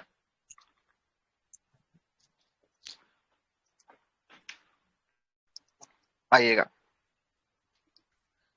सबसे पहला जो ऋतु बोल रहा है वो बोल रहा है कौन सा ऋतु है? पहला शीत ऋतु है, शीत ऋतु, है ना। पहला बोलता है कि इसका समय जो है कि आपको कब से शुरू होकर कब तक चलता है शीत ऋतु का समय? ये जो है कि आपको मध्य नवंबर से लेकर फरवरी तक चलता है। कहां तक चलेगा? मध्य नवंबर से लेकर जो है कि आपको फरवरी तक जो है कि आपको चलेगा। कौन सा ऋतु चलेगा मध्य नवंबर से फरवरी तक? शीत ऋतु जो है कि आपको चलेगा, शीत ऋतु जो है कि आपको चलेगा। बोल रहा है कि भूमध्य सागरीय अथवा रूस सागरीय अथवा शीतोष्ण जो है कि आपको कटिबंध अथवा वही जो है कि उष्ण कटिबंधीय चक्रवात अथवा पश्चिमी विक्षोभ के नाम से जो है कि इस ऋतु में जो है कि आपको जो हवाएं चलती है उसके बारे में दे दिया है। क्या बोलता है कि यह यूरोप की शीत वायु जो है कि आपको राशि तथा सहारा मरुस्थल के गर्म जो है कि वायु राशि का अभिसरण, मतलब कि गर्म हवा किससे मिल रहा है? ठंडी हवा से जो है कि आपको मिल रहा है। ठंडी हवा से भूमध्य सागर में जो है चक्रवात उत्पन्न होता है, उसी चक्रवात को जो है कि हम लोग क्या कहते हैं? उसी चक्रवात को कहते हैं पश्चिमी विक्षोभ स्ट्रीम के नाम से जो है कि आपको जानते हैं, है ना, वेस्टर्न डिस्टर्बेंस के नाम से जो है कि आपको जानते हैं। ये पश्चिमी विक्षोभ कहाँ से उत्पन्न होता है? अभी जस्ट थोड़ा देर पहले बताया, अब यहाँ पर लिखा भी हुआ है, देखते हैं, भूमध्य सागर से। हाँ, याद रखिएगा, भूमध्य सागर से यह जो है लिखा हुआ है ना, भूमध्य सागर से उत्पन्न होता है। यह पवने जो है कि आपको इन्हें भारत तक लेकर पहुंचाती है, जिसके परिणाम स्वरूप शीतकाल के दौरान जो है कि आपको तुर्की में, ईरान में, अफगानिस्तान में और कहां पर? पाकिस्तान में। कहां पर? पाकिस्तान में। मतलब कि तुर्की में भी बारिश होती है, ईरान में भी होती है, अफगानिस्तान में भी होती है और पाकिस्तान से होते हुए उत्तरी जो है कि भारत की ओर चक्रवाती जो है कि आपको क्या होती है? चक्रवाती वर्षा जो है कि आपको होती है। बता दिए, थोड़ा देर पहले बताए थे कि ये कहाँ प्रवेश कर जाती है? राजस्थान में। राजस्थान में इसे क्या कहा गया था? राजस्थान में इसे मावट कहा गया था, ठीक ना। आइएगा, पश्चिमी विक्षोभ के द्वारा हिमालय में बर्फबारी जो है कि आपको होती है। जब पश्चिमी विक्षोभ जब होता है ना, तो हिमालय में क्या होने लगती है? हिमालय में जो है कि देखिएगा बर्फबारी जो है कि आपको होने लगती है ना, बर्फबारी होती है, जिसके कारण हिमनदों में जो है कि आपको पुनः वरण जो है कि आपको हो जाता है। जबकि उत्तरी मैदान में बारिश होती है, जो कि रबी के फसलों के लिए काफी क्या होता है? काफी लाभदायक होता है, यानी टॉनिक के रूप में जो है कि आपको काम करता है। और इसी कारण से रबी का वरदान जो है कि किस वर्षा को कहा गया? रबी का वरदान पश्चिमी विक्षोभ को कहा गया। किसको कहा गया है? बहुत बार एग्जाम में क्वेश्चन पूछा हुआ है। पश्चिमी विक्षोभ को रबी का वरदान कहा जाता है। और इसी वर्षा को हम लोग गोल्डन ड्रॉप या सुनहरी बूंदे के नाम से भी जानते हैं, क्योंकि यह रबी के फसलों के लिए क्या होता है? ड्रॉप यानी बूंद जो है कि उसके जीवन के लिए बहुत अच्छा काम करता है, इसीलिए इसे गोल्डन ड्रॉप या सुनहरी बूंदों के नाम से जो है कि आपको जानते हैं। उत्तरी मैदान में पश्चिम से पूरब की ओर चलने वाली जो है कि आपको पूरब की ओर चलने वाली वर्षा की मात्रा जो है कि आपको क्या होती है? धीरे धीरे जैसे जैसे पूरब की ओर बढ़ेगा ना, मात्रा जो है कि घटेगी। मतलब अगर सबसे अधिक वर्षा करवाएगा तो यह पंजाब का क्षेत्र, राजस्थान का क्षेत्र करवाएगा। उसके बाद जो है कि करवाएगा तो हरियाणा का क्षेत्र में करवाएगा। उससे कम जो है कि कहाँ का? उत्तर प्रदेश के क्षेत्र में करवाएगा। और थोड़ा बहुत होता है बिहार का क्षेत्र, बिहार से भी बंगाल तक तो पहुंच ही नहीं पाता। धीरे धीरे पूरब की ओर जाएगा तो इसका जो है कि स्पीड क्या हो जाएगा? बारिश का कम जो है कि आपको हो जाएगा। यही बात जो है कि आपको बोल रहा है, ठीक है। पश्चिमी विक्षोभ में कुल कितना % बारिश में वर्षा होती है? पश्चिमी विक्षोभ से 3% है। 3% जो है कि आपको कुल वर्षा, जो टोटल 100% वर्षा होती है, उसमें से 3% जो वर्षा होती है वो किसके कारण होती है? वो होती है पश्चिमी विक्षोभ के कारण जो है कि आपको होती है। आगे देखिएगा, हिमालय में हिमवृष्टि के परिणाम स्वरूप मैदानों की ओर ठंडी जो है कि आपको लहरें या पवनें चलती है, जिससे जो है कि आपको क्या कहते हैं? जिसे शीतलहरी जो है कि आपको कहा जाता है, या शीतलहर जो है कि आपको कहा जाता है। शीतलहरी सुनते हैं ना कि शीतलहरी आ गया, शीतलहर यही होता है। शीतकालीन या उत्तरी जो है कि पूर्वी मानसून, है ना, शीतकालीन या उत्तरी पूर्वी मानसून, यही जो है कि लौटने वाली मानसून हो जाएगी। उत्तरी गोलार्ध में व्यापारिक पवनें शीतकाल के दौरान उत्तर पूर्व से दक्षिण पश्चिम की ओर जो है कि आपको चलते हुए बंगाल की खाड़ी से किसको ग्रहण कर लेती है? आर्द्रता यानी पानी को ग्रहण कर लेती है और कहाँ जाकर ये पानी को वर्षा करवाएगी, देखिए लिखा हुआ है कोरोमंडल तट पर जो है कि आपको बारिश जो है कि आपको करवाएगी। और कई बार चेन्नई में जो है कि यह बहुत ज्यादा जब बारिश होता है तो चेन्नई में क्या हो जाता है, बाढ़ जैसी स्थिति जो है कि आपको देखने को मिल जाएगा। चेन्नई में बाढ़ जैसा हालात जो है कि बन जाता है। ये लौटने वाले मानसून, इसका डायरेक्शन कौन सा लौटने वाले मानसून का, उत्तर पूर्वी मानसून, याद रखिएगा VVI पॉइंट है।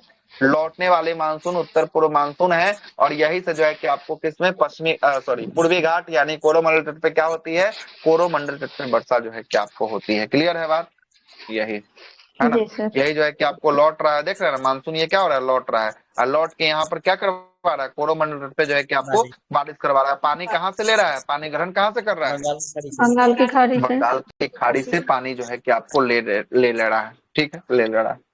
देखिए अभी लोग, बहुत सारा लोग जो है कि आपको ना सैड होंगे, नहीं हुआ है, बहुत सारे लोग 2-4 दिन तक अभी जो है कि आपको क्लास में कम दिखेंगे, धीरे धीरे जो है कि दिखेंगे, लेकिन हम तो यही बोलेंगे जिनका नहीं हुआ है उभर जाइए बहुत जल्दी, है ना। इसमें रहने से नहीं फायदा होगा, है ना, नुकसान ही जो है कि आपको है और कुछ मैम नहीं, लोग, है ना। मैम लोग ठीक कर रही हैं सर, अपना कर रही हैं तो फिर बहुत उभरिएगा तभी 78 सीट में जो है कि स्थान बना पाइएगा, है ना। बनाने के लिए देखें ये 33 सीट में जो है कि आपको डीके बाबू स्थान बनाए हैं कि नहीं बनाए, है ना। अगर आप जो है कि अभी से आप क्या सोच रहे हैं कि अगर पीटी हो गया तो बहुत बड़ा बैरियर थोड़ी ना क्रॉस कर लिए, इससे भी बड़ा बैरियर है मेंस का बैरियर है, उसको क्रॉस कर लीजिएगा, फिजिकल का बैरियर है, आप फिजिकल भी क्रॉस कर लीजिएगा तो मेरिट का मेरिट है ना, अब मेरिट का बैरियर है। अब मेरिट के बैरियर में अगर 0.0125 से छूट गया तब तो जिंदगी भर अपने आप को कोसिएगा, अभी तो थोड़ा कम ही कोस रहे हैं ना, उसके बाद तो जिंदगी जो है कि लगेगा पहाड़ बन गया है, इससे बढ़िया कि न रहते जिंदगी में वही अच्छा रहता। इसे जल्दी फॉलो बैक करके और फिर से अपने ट्रैक पर लौट जाइए, यही सबसे बढ़िया जो है कि आपको काम होगा। जितना दिन इसको लेके चलिएगा ना उतना ही ज्यादा दिक्कत जो है कि आपको होने वाला हो, सबके साथ है। देखिए हम बोल कितना भी भाषण कर देंगे ना, जिस पर बीतता है वही समझता है ना, वो चीज हमको ही पता है, बहुत फेल्योर देखे अपने लाइफ में। इसलिए अभी हम बोल रहे हैं अच्छा लग रहा होगा, हमको ही अच्छा लग रहा होगा, लेकिन जिस पर जो बीत रहा है ना वो समझ रहा होगा कि क्या ही हो रहा है ना। इसलिए हम कहेंगे कि है ना, निकल जाइए, इससे ज्यादा बढ़िया जो है कि आपको रहेगा, है ना। इसका कोई माई बाप नहीं है दरोगा आयोग का, है ना। आप कितनों कुछ लगा लीजिए, RTI कर लीजिए, फलान चिलान ढिकान कर लीजिए, कुछ नहीं करेगा। जिसका PDF में रोल नंबर है बस वही जो है कि भाग्यशाली समझिए अपने आप को, नहीं तो वैसा बहुत सारे लोग को जानते हैं 70+ क्रॉस कर गए, रिजल्ट नहीं हुआ, गिनती करवा देंगे 10 से अधिक जी जानते हैं अपने ग्रुप में, बहुत लोग यही बोल रहा है कि इतना नंबर आ रहा था, रिजल्ट नहीं है, पता नहीं है रिजल्ट, बहुत सारे ऐसे लोगों को जानते हैं। ठीक है, इसलिए फॉलो बैक कर लीजिए, इससे जितना जल्दी उतना ही ज्यादा बेस्ट रहेगा, है ना। ठीक है, नहीं तो फिर बहुत दिक्कत होगा, है ना। अभी आगे आने वाला अपकमिंग एग्जाम है, या इस बात को याद रखिए, कल नीतीश बाबू चुनाव जीत लिए राज्यसभा, है ना। अब वो जा रहे हैं बिहार छोड़ के, अब बिहार छोड़ के जा रहे हैं तो जो वैकेंसी बचल है वही पर उम्मीद रखिए, उसके बाद बीजेपी आएगा नहीं वैकेंसी लेके, इस बात को भी तय मानिए, है ना। जो वैकेंसी आ चुका है उसी पर उम्मीद करके अपना कायम कर लीजिए, है ना। बीजेपी कल जो है कि आपको 5 का 5 जीत लिया, NDA गठबंधन राज्यसभा सीट बिहार में। एगो जो है कि आपको राजद जीतने वाला भी था तो 4 गो विधायक को खरीद लिया, 4 गो विधायक को जैसे ही खरीदा चुनाव हार गया राजद, है ना। इसलिए अब 5 के 5 सदस्य राज्यसभा जा रहे हैं, मतलब नीतीश कुमार और 10 दिन के और मेहमान है बिहार में, 10 दिन बाद यहाँ से कुर्सी खाली करेंगे और दिल्ली के लिए प्रस्थान करेंगे। और जब यहाँ खाली करेंगे तो यहाँ बीजेपी का मुख्यमंत्री बनेगा, अब बीजेपी का मुख्यमंत्री बनेगा तब फिर सोच लीजिए वैकेंसी बहुत दूर दूर तक जो है कि आपको नहीं दिखाई देगा। इसलिए जो भी है कड़ी मेहनत करना है कर लीजिए, 1-2 महीना 3 महीना निकाल के लेके जाइए, नहीं तो फिर बड़ा दिक्कत होगा, है ना। हम यही बोलेंगे। और जहां हो रहा है, छोटका हो रहा है, बड़का हो रहा है, कुछ हो रहा है, नहीं मतलब है, कोनो एगो पकड़ लीजिए, पहला स्टेबल पहले हो जाइए, है ना। उसके बाद अपना करते रहिएगा जो करना होगा, ठीक है ना। इसलिए निकल जाइए, इससे हम रिक्वेस्ट करते हैं, हाथ जोड़ के रिक्वेस्ट करते हैं जो लोग सुन रहे हैं, है ना। निकल जाइए, वही ज्यादा बेस्ट रहेगा, है ना। ये सब टेंशन से निकालिए अपने आप को। आगे आते हैं, क्या बोलता है ग्रीष्म ऋतु। दूसरा कौन सा ऋतु है, पहला तो हम लोग शीत ऋतु पढ़ लिए, दूसरा कौन सा है, दूसरा जो है कि आपको है ग्रीष्म ऋतु जो है कि आपको बोल रहा है। ग्रीष्म ऋतु के बारे में बोल रहा है कि इसका समय कब से लेकर कब तक होता है, ग्रीष्म ऋतु का समय मार्च से लेकर जो है कि आपको जून के मध्य तक जो है कि आपको होता है, ग्रीष्म ऋतु का समय जो है कि आपको होता है। और इसी ग्रीष्म ऋतु में देखिएगा एक वो हवा चलती है जिसको हम लोग कहते हैं लूज कहते हैं, लोग कहते हैं ना हवा, ITCZ पेटी के मध्य जो है कि आपको मध्य विक्षोभ से पूरब की ओर चलने वाली जो है कि गर्म और सूक्ष्म हवा को क्या कहते हैं? गर्म और सूक्ष्म हवा को स्थानीय भाषा में इसे हम लोग क्या कहते हैं? लू जो है कि आपको कहा जाता है। इसकी सर्वाधिक तीव्रता जो है कि आपको कहाँ देखने को मिलेगी? दिल्ली और पटना में जो है कि आपको मध्य देखने को मिलेगी। मतलब दिल्ली से और पटना के बीच का जो ये एरिया होगा, इसी इलाका में कौन सी हवा जो चल रही है? इसी इलाका में चल रही है आपको लू जो है कि आपको चल रही है। कैसी हवा है? ठंडी की गर्म? गर्म हवा है। गर्म हवा है। गर्म हवा है, शीत ऋतु में जो है कि आपको चलने वाली गर्म जो है कि आपको हवा है। अगला है बवंडर। देखते हैं बवंडर या क्या बोल रहे हैं? जो ITCJ है ना पेटी, वो क्या है सर उसका फुल फॉर्म?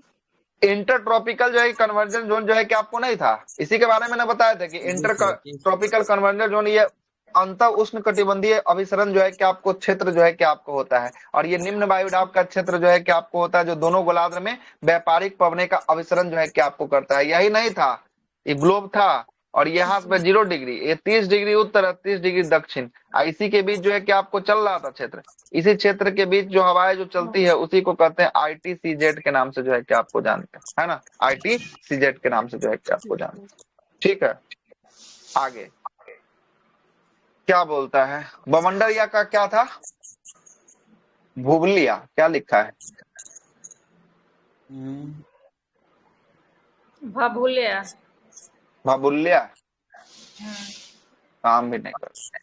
भबुल्या, बवंडर या भबुल्या, देखते हैं क्या है बवंडर या भबुल्या क्या बोलता है।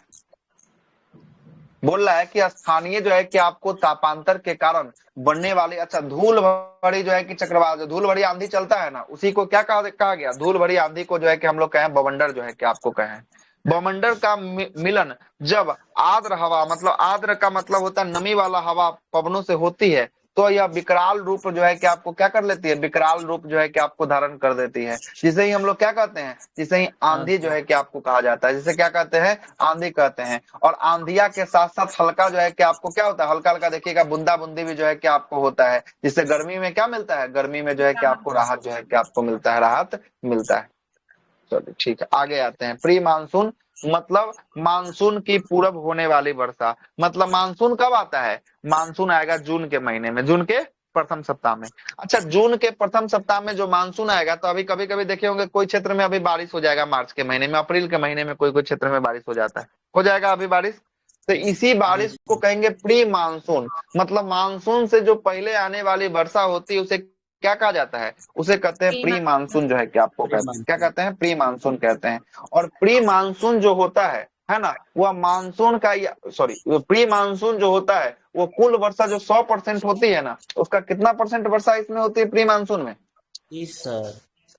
10%। कुल वर्षा का 10% जो है कि आपको प्री मानसून में होता है। अच्छा, 3% वाला कौन सा देखे थे? हमको जरा बताइए तो, अभी याद है कि नहीं, देखते हैं। 3% वाला था पश्चिमी विक्षोभ जो है कि आपको 3% जो है कि आपको था। ठीक है, 3% कौन था?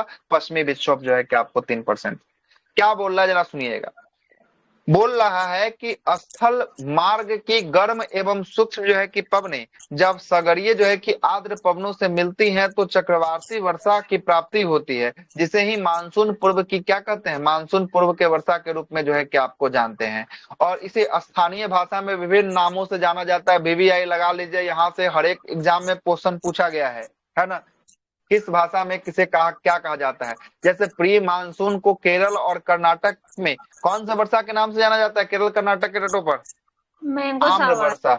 हाँ, मैंगो सावर, आम्र वर्षा कहा जाता है। बहुत बार क्वेश्चन पूछा हुआ है, हर बार क्वेश्चन ये जो है कि आपको डाला हुआ है। मैंगो सावर के नाम से जो है कि आपको जाना जाता है। केरल और कर्नाटक में जो मानसून से पहले जो बारिश होती है उसे क्या कहते हैं? उसे कहते हैं आम्र वर्षा जो है कि आपको कहते हैं, मैंगो सावर के नाम से जो है कि आपको जाना जाता है। यही वर्षा जब कर्नाटक में होती है तो कर्नाटक में इसे क्या कहा जाता है? Cherry blossom. क्या कहा जाता है? चेरी ब्लॉसम, यानी फूलों की वर्षा के नाम से जो है कि आपको जाना जाता है। कर्नाटक में इसे फूलों की वर्षा के नाम से जाना जाता है। केरल और कर्नाटक में आम्र वर्षा, कर्नाटक में अगर देगा तो चेरी ब्लॉसम, फूलों की वर्षा कहा जाता है। महाराष्ट्र में इसे कपास की वर्षा के नाम से जाना जाता है। किसके नाम से? महाराष्ट्र में कपास की वर्षा के नाम से जो है कि आपको जाना जाता है। और असम में इसे चाय की वर्षा या बारदोली जो है कि आपको क्षीरा के के नाम से जाना जाता है? यो क्वेश्चन पूछा हुआ है। बारदोली छीरा के नाम से कहाँ जाना जाता है? असम के अंदर जो है कि आपको जाना जाता है। और वेरी वेरी इंपॉर्टेंट पॉइंट अगला अगला जो आ रहा है वो एकदम इंपॉर्टेंट है। दरोगा एग्जाम में 4 बार क्वेश्चन पूछा हुआ है। बिहार, उड़ीसा और पश्चिम बंगाल में से क्या कहा जाता है? काल वैसाखी। काल वैसाखी। बहुत बार एग्जाम में पूछा। काल वैसाखी। बिहार, बंगाल, उड़ीसा में से क्या कहा जाता है? काल वैसाखी के नाम से जो है कि आपको जाना जाता है। कर्नाटक और केरल में कौन सी वर्षा के नाम से? कर्नाटक केरल में आम्र वर्षा के नाम से जो है कि आपको जाना जाता है। कर्नाटक में जो है कि आपको केवल कर्नाटक बोलेगा तब किसके बाद? हाँ, चेरी ब्लॉसम फूलों की वर्षा। महाराष्ट्र में किसके नाम से?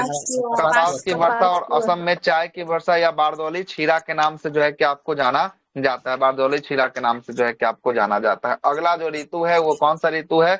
अगला ऋतु है वर्षा ऋतु। कौन सा ऋतु है अगला? वर्षा ऋतु। इसका समय जो होता है मध्य जून से लेकर कब तक चलता है वर्षा ऋतु का समय? सितंबर तक जो है कि आपको चलता है। मध्य सितंबर तक जो है कि आपको चलता है। आगे देखिएगा, इसमें क्या बोलता है कि इस ऋतु के दौरान संपूर्ण भारत में दक्षिणी पश्चिमी मानसून प्रभावित होते हैं। मतलब आने वाला मानसून का डायरेक्शन कौन सा हो गया? आने वाला मानसून का डायरेक्शन हो गया दक्षिणी पश्चिमी मानसून। दक्षिणी पश्चिमी मानसून प्रभावित होता है जिसकी भारत की 2 शाखाएं होती है। दक्षिण पश्चिमी मानसून का भी 2 शाखा होता है। एक शाखा होता है अरब सागर की शाखा, दूसरा शाखा किसका होता है? बंगाल की खाड़ी का शाखा। मानसून जो भारत में उत्पत्ति मानसून होती है उसकी भी 2 शाखा होती है। एक शाखा किसकी होती है? एक शाखा होती है अरब सागर की शाखा और एक शाखा होती है बंगाल की खाड़ी की शाखा होती है। ठीक ना। भारत में सर्वप्रथम मानसून का प्रवेश जो है कि 25 मई को अंडमान निकोबार द्वीप समूह में मिल जाता है। 25 मई को ही कहाँ घुस जाता है मानसून भारत में? अंडमान निकोबार। अच्छा, एक बात, अंडमान निकोबार में ये घुस रहा है तो ये किसकी शाखा होगी? अरब सागर की शाखा होगी कि बंगाल की खाड़ी की शाखा होगी? ये बताइए। बंगाल की खाड़ी की शाखा होगी, याद रखिएगा। बंगाल की खाड़ी की ये शाखा जो है कि आपको होती है। पहला नंबर बात। दूसरा बोलता है कि बंगाल की खाड़ी की शाखा का मानसून के बारे में बोलता है कि इसका भारत में प्रवेश जो है कि आपको चटगांव की पहाड़ी यानी चटगांव शस्त्रागार कांड कहाँ पे? बांग्लादेश वाला। कहाँ पे? बांग्लादेश। तो चटगांव की पहाड़ी बांग्लादेश से जो है कि आपको होकर यह सबसे पहले कहाँ घुसती है? मेघालय की पहाड़ी में घुसती है। मतलब कि बांग्लादेश को क्रॉस करते हुए मेघालय में घुस जाता है। ठीक ना। मेघालय में घुसते हुए मेघालय की पहाड़ियों में जो है कि आपको टकराती है और असम की घाटियों में क्या करवाती है? असम की घाटी में बारिश करवाते हुए असम की एक उप शाखा तथा पश्चिम की ओर जो है कि हिमालय के समानांतर क्या होती है? समानांतर जो है कि चलते हुए उत्तरी मैदान की शाखा में क्या करवा देती है? उत्तरी मैदान की शाखा में जो है कि बारिश करवा देती है। तो आपसे पूछेगा जो मानसून के समय नॉर्थ ईस्ट में जो बारिश होती है वह किसकी शाखा से बारिश होती है? पूर्वोत्तर भारत में जो बारिश होती है किसकी शाखा से होगी? बंगाल की खाड़ी की शाखा से। हाँ, बंगाल की खाड़ी की शाखा से होगी, याद रखिएगा, है ना। यह हिमालय का जो क्षेत्र है उस हिमालय के क्षेत्र में सटे हुए प्रदेशों में जब वर्षा होती है वो भी जो है कि आपको बंगाल की खाड़ी की वर्षा जो है कि आपको होती है। आगे देखिएगा, आगे क्या बोलता है कि विश्व में सर्वाधिक जो है कि औसत वर्षा मानसीराम मेघालय में होता है। कितना होता है सेंटीमीटर बारिश होता है? 1187 सेंटीमीटर होता है। हाँ, 11,870 जो है कि आपको मिलीमीटर जो है कि आपको बारिश जो है कि आपको होती है, जो कि कौन से पहाड़ी में होगी? मासीराम, खासी पहाड़ी में होगी। खासी पहाड़ी के दक्षिण में जो है कि आपको स्थित है, जहाँ सर्वाधिक औसत वार्षिक जो है कि वर्षा होने के कारण, है ना, कीपाकार जो है कि आपको तंग या संकीर्ण घाटी जो है कि आपको होता है। ऐसा होता है यहाँ पर 3 गो मेघालय में। कौन कौन है यहाँ पर? 3 गो। गारो खासी जयंतिया। और ये गारो खासी जयंतिया एक टीपाकार आकृति को बनाती है और इसमें जो भी बादल आता है सबका सब क्या हो जाता है? सबका सब बादल फंस जाता है और इस फंसने के कारण ये बारिश जो है कि आपको करवाएगा ही करवाएगा। इसलिए टीपाकार आकृति बनाने के कारण इसमें सारा का सारा आकर बादल क्या होता है? फंस जाता है और फंसने के कारण यहाँ पर क्या होती है? सबसे अधिक जो है कि पूरे वर्ल्ड में सबसे अधिक वर्षा जो है कि मासीराम मेघालय में जो है कि आपको होती है। किस पहाड़ी का हिस्सा होगा मासीराम मेघालय? खासी पहाड़ी का होगा। किसका होगा?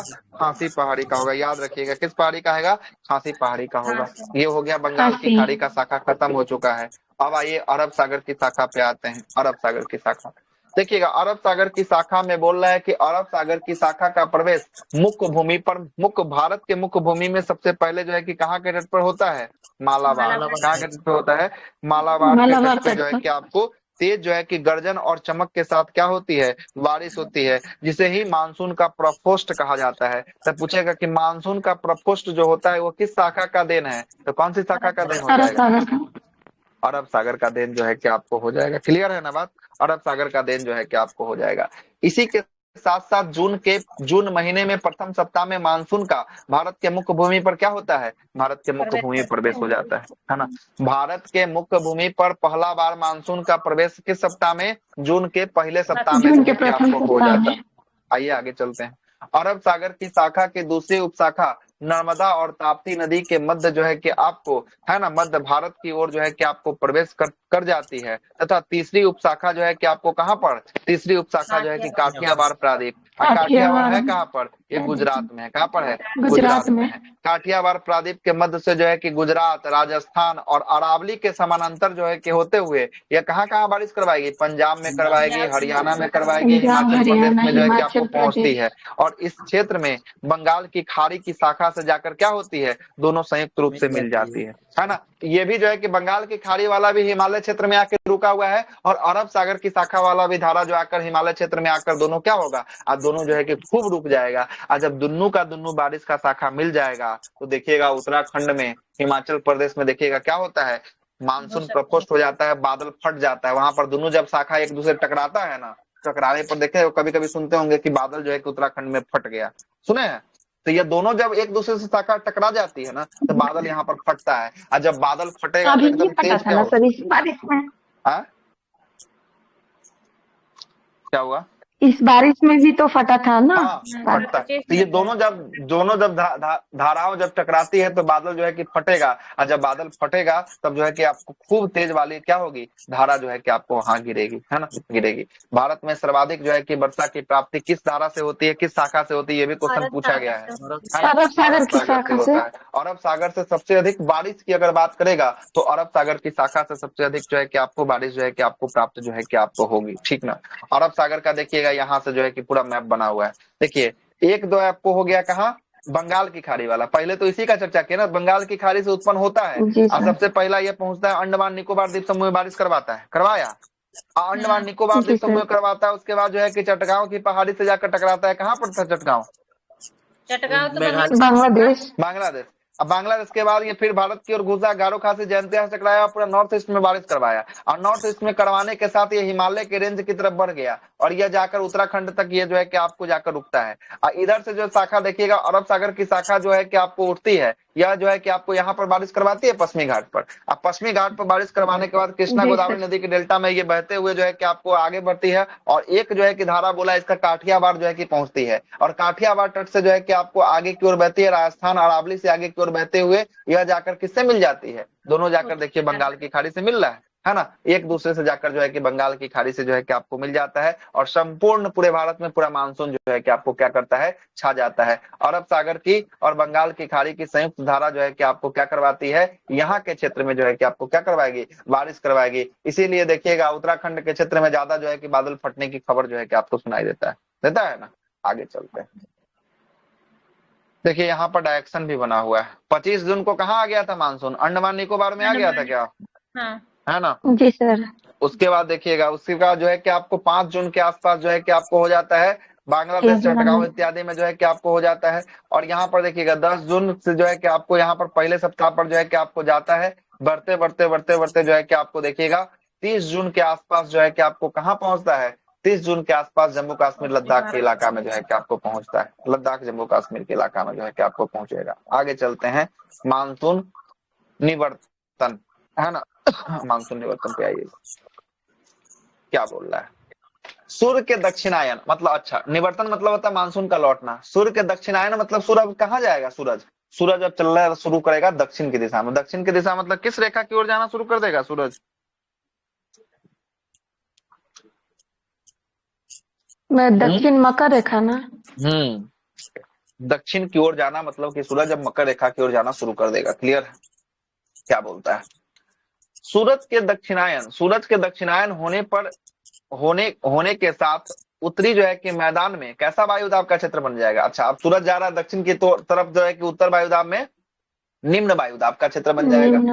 और बंगाल की खाड़ी और दक्षिणी भाग में स्थापित जो है कि आपको होने के परिणाम स्वरूप उत्तरी मैदान के पवनों का प्रवाह जो है कि आपको कहाँ? पूरब की ओर जो है कि आपको क्या हो जाता है? पूरब की ओर शुरू हो जाता है। जिसे ही सामान्यतः मानसून का लौटना कहते हैं, या प्रत्यावर्ती जो है कि आपको क्या कहते हैं, प्रत्यावर्ती मानसून जो है कि आपको कहते हैं। इस दौरान जो है कि आसपास स्वच्छ जो है कि आसमान क्या होता है, इस दौरान जो है कि आसमान स्वच्छ होता है। मतलब अब यह जो लौट रहा है मानसून, ये चक्रवात हुआ कि प्रति चक्रवात हुआ, यह हुआ प्रति चक्रवात हुआ, प्रति चक्रवात हुआ। प्रति मतलब चक्रवात। यहाँ पर धरती पर देखिएगा निम्न वायुदाब का क्षेत्र बन जाएगा, है ना, और जो है कि समुद्र की ओर कैसा क्षेत्र बन जाएगा, समुद्र की ओर बन जाएगा उच्च वायुदाब का क्षेत्र बन उच्च जाएगा। वायुदाब। अच्छा, तो उच्च वायुदाब का क्षेत्र बनेगा तो निम्न से हवा किस दिशा में चलती है, निम्न से चलती है उच्च दिशा की ओर जो है कि हवा चलती है। तो निम्न से जैसे ही चलेगा तो बादल उदल खराब जो है, काला काला बादल सब जो है कि किसकी ओर चला जाएगा, समुद्र की ओर जो है कि चलना शुरू कर देगा हवा के साथ साथ जो है कि आपको। तो यहाँ धरती का जो इलाका है, यहाँ पर देखिएगा बादल क्या हो जाएगा, बादल जो है कि आपको स्वच्छ हो जाएगा। मतलब यहाँ का हवा जो है कि आपको बादल स्वच्छ, जमीन आसमान जो है कि आपको क्या हो जाएगा, फ्रेश जो है कि आपको दिखाई देगा। इस दौरान आसमान स्वच्छ हो जाता है और वर्षा जो है कि आपको बंद होने के कारण तापमान हल्का सा क्या हो जाता है, तापमान हल्का सा बढ़ जाता है, तथा आर्द्रता की मात्रा अधिक होने से मौसम में काफी जो है कि आपको क्या हो जाता है, आर्द्रता अधिक हो जाएगा तो मौसम कष्टदायक हो जाएगा। बोलते हैं ना, पसीना नहीं चल रहा, पसीना सूख नहीं रहा, आर्द्रता बहुत ज्यादा हो गया है ना, जिससे ही है ना कार्तिक मास में जो है कि किसका जो है कि सामना करना पड़ता है, उमस का सामना जो है कि आपको, हाँ, उमस का सामना जो है कि करना करता है। और दीपावली के आसपास होने वाली हल्की सर्दी को ही गुलाबी सर्दी के रूप में जानते हैं। दीपावली के पास तो हल्का सर्दी जो है कि आपको आता है, इसे कौन सा सर्दी, गुलाबी सर्दी जो है कि आपको कहते हैं। अब आइए कैसे कैसे मानसून का हुआ है, कितना कितना किससे बारिश हुआ है। 3% किससे बारिश हुआ है, 3%। पश्चिमी विक्षोभ। अच्छा, पश्चिमी विक्षोभ से 3% बारिश हुआ है। और 10% जो है कि किससे हो गया था, 10% यह हो गया था प्री मानसून से आने वाले मानसून, मतलब मानसून से पूर्व होने वाली वर्षा से जो है कि आपको 10% जो है कि आपको हो गया था। अच्छा, 73% जो भारत में बारिश करवाता है वो कौन सा डायरेक्शन वाला बारिश करवाता है, दक्षिण पश्चिम। दक्षिण पश्चिम मानसून जो है कि आपको 73%, मतलब कि आने वाला मानसून, आने वाला मानसून से 73%। और उत्तर पूर्वी या लौटने वाला मानसून से कितना परसेंट बारिश होता है, लौटने वाला मानसून 14% जो है कि आपको बारिश होता है। टोटल जोड़ लीजिएगा तो यही 100% जो है कि आपको आ जाएगा, है ना, 100% हो जाएगा, है ना।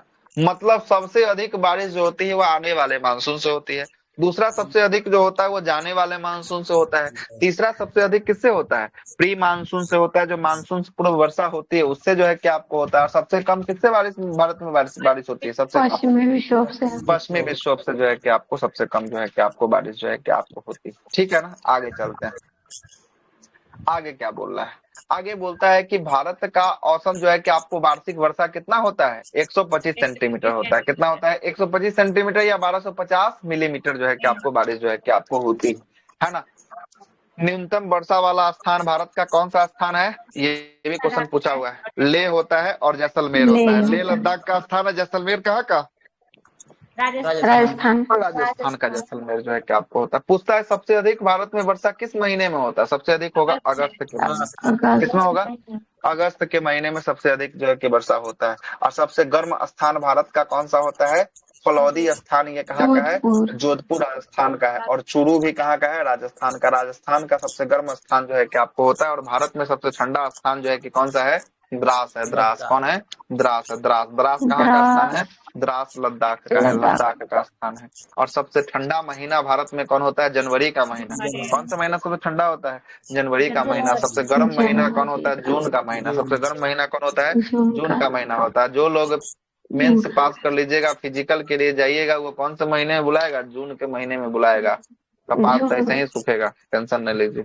जून में बहुत टफ है दौड़ना। सर उसी में मेरा रनिंग पड़ा था, जून में पड़ा था। 20 जून को, 19 जून को मेरा ही रनिंग था।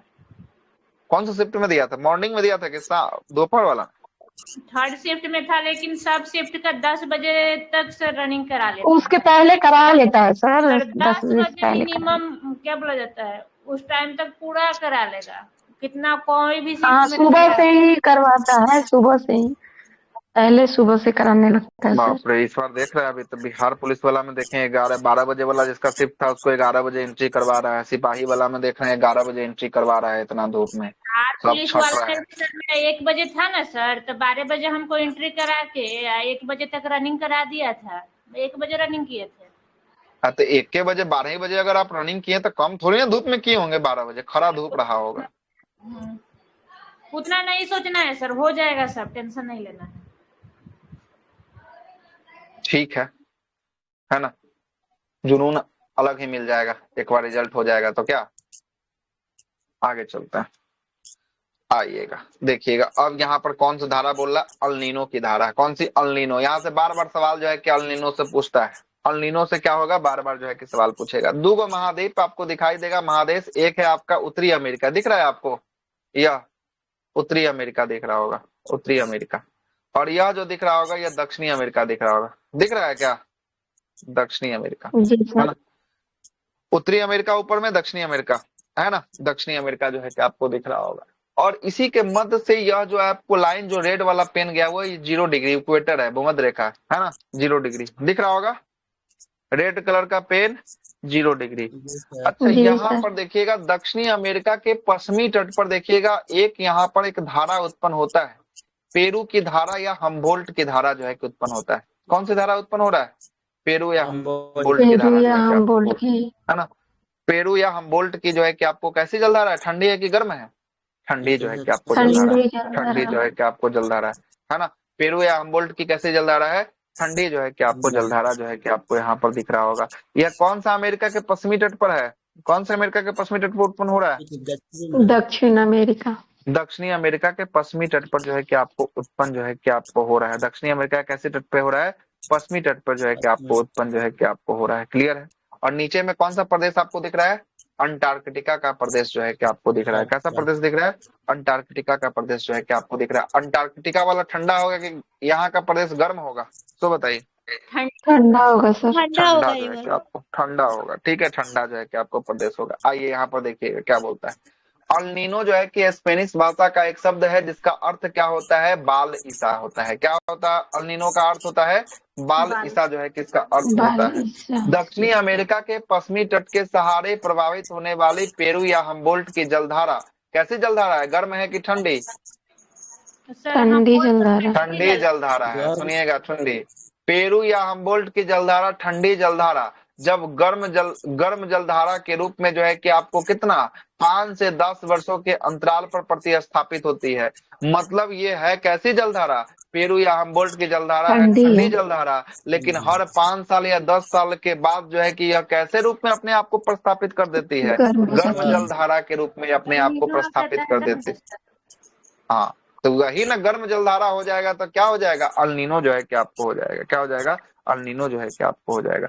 यही बोल रहा है कि हर वर्ष तो ये रहता है ठंडा, लेकिन 5 से लेकर 10 वर्षों के अंतराल पर ये कैसा रूप ले लेता है, 5 से 10 वर्षों के अंतराल पर ये गर्म जो है कि आपको रूप ले लेता है ना, प्रतिस्थापित जो है कि आपको हो जाता है, जिसके कारण भारतीय मानसून में, है ना, विलंब और जो है कि शिथिलता की स्थिति क्या होती है। विलंब मतलब लेट से मानसून आएगा, या शिथिलता मतलब कि बहुत कमजोर जो है कि मानसून जो है कि आपको आता है। अर्थात मानसून देरी से जो है कि आपको पहुंचता है, या सामान्य जो है कि आपको रूप से मानसून से जितना वर्षा होती है उससे कम वर्षा किसके कारण जो है कि आपको कम होती है, अल नीनो के कारण। अल नीनो के कारण जो है कि आपको होती है। बहुत बार जो है कि पूछा गया सवाल है कि किसके कारण भारतीय मानसून प्रभावित होता है, तो अल नीनो की धारा के कारण भारतीय मानसून क्या होता है, अल नीनो के कारण जो है कि आपको प्रभावित जो है कि आपको होता है। लाल नीनो से भारतीय मानसून को, है ना, सहयोग मिलता है, अल नीनो से प्रभावित होता है, ठीक ना।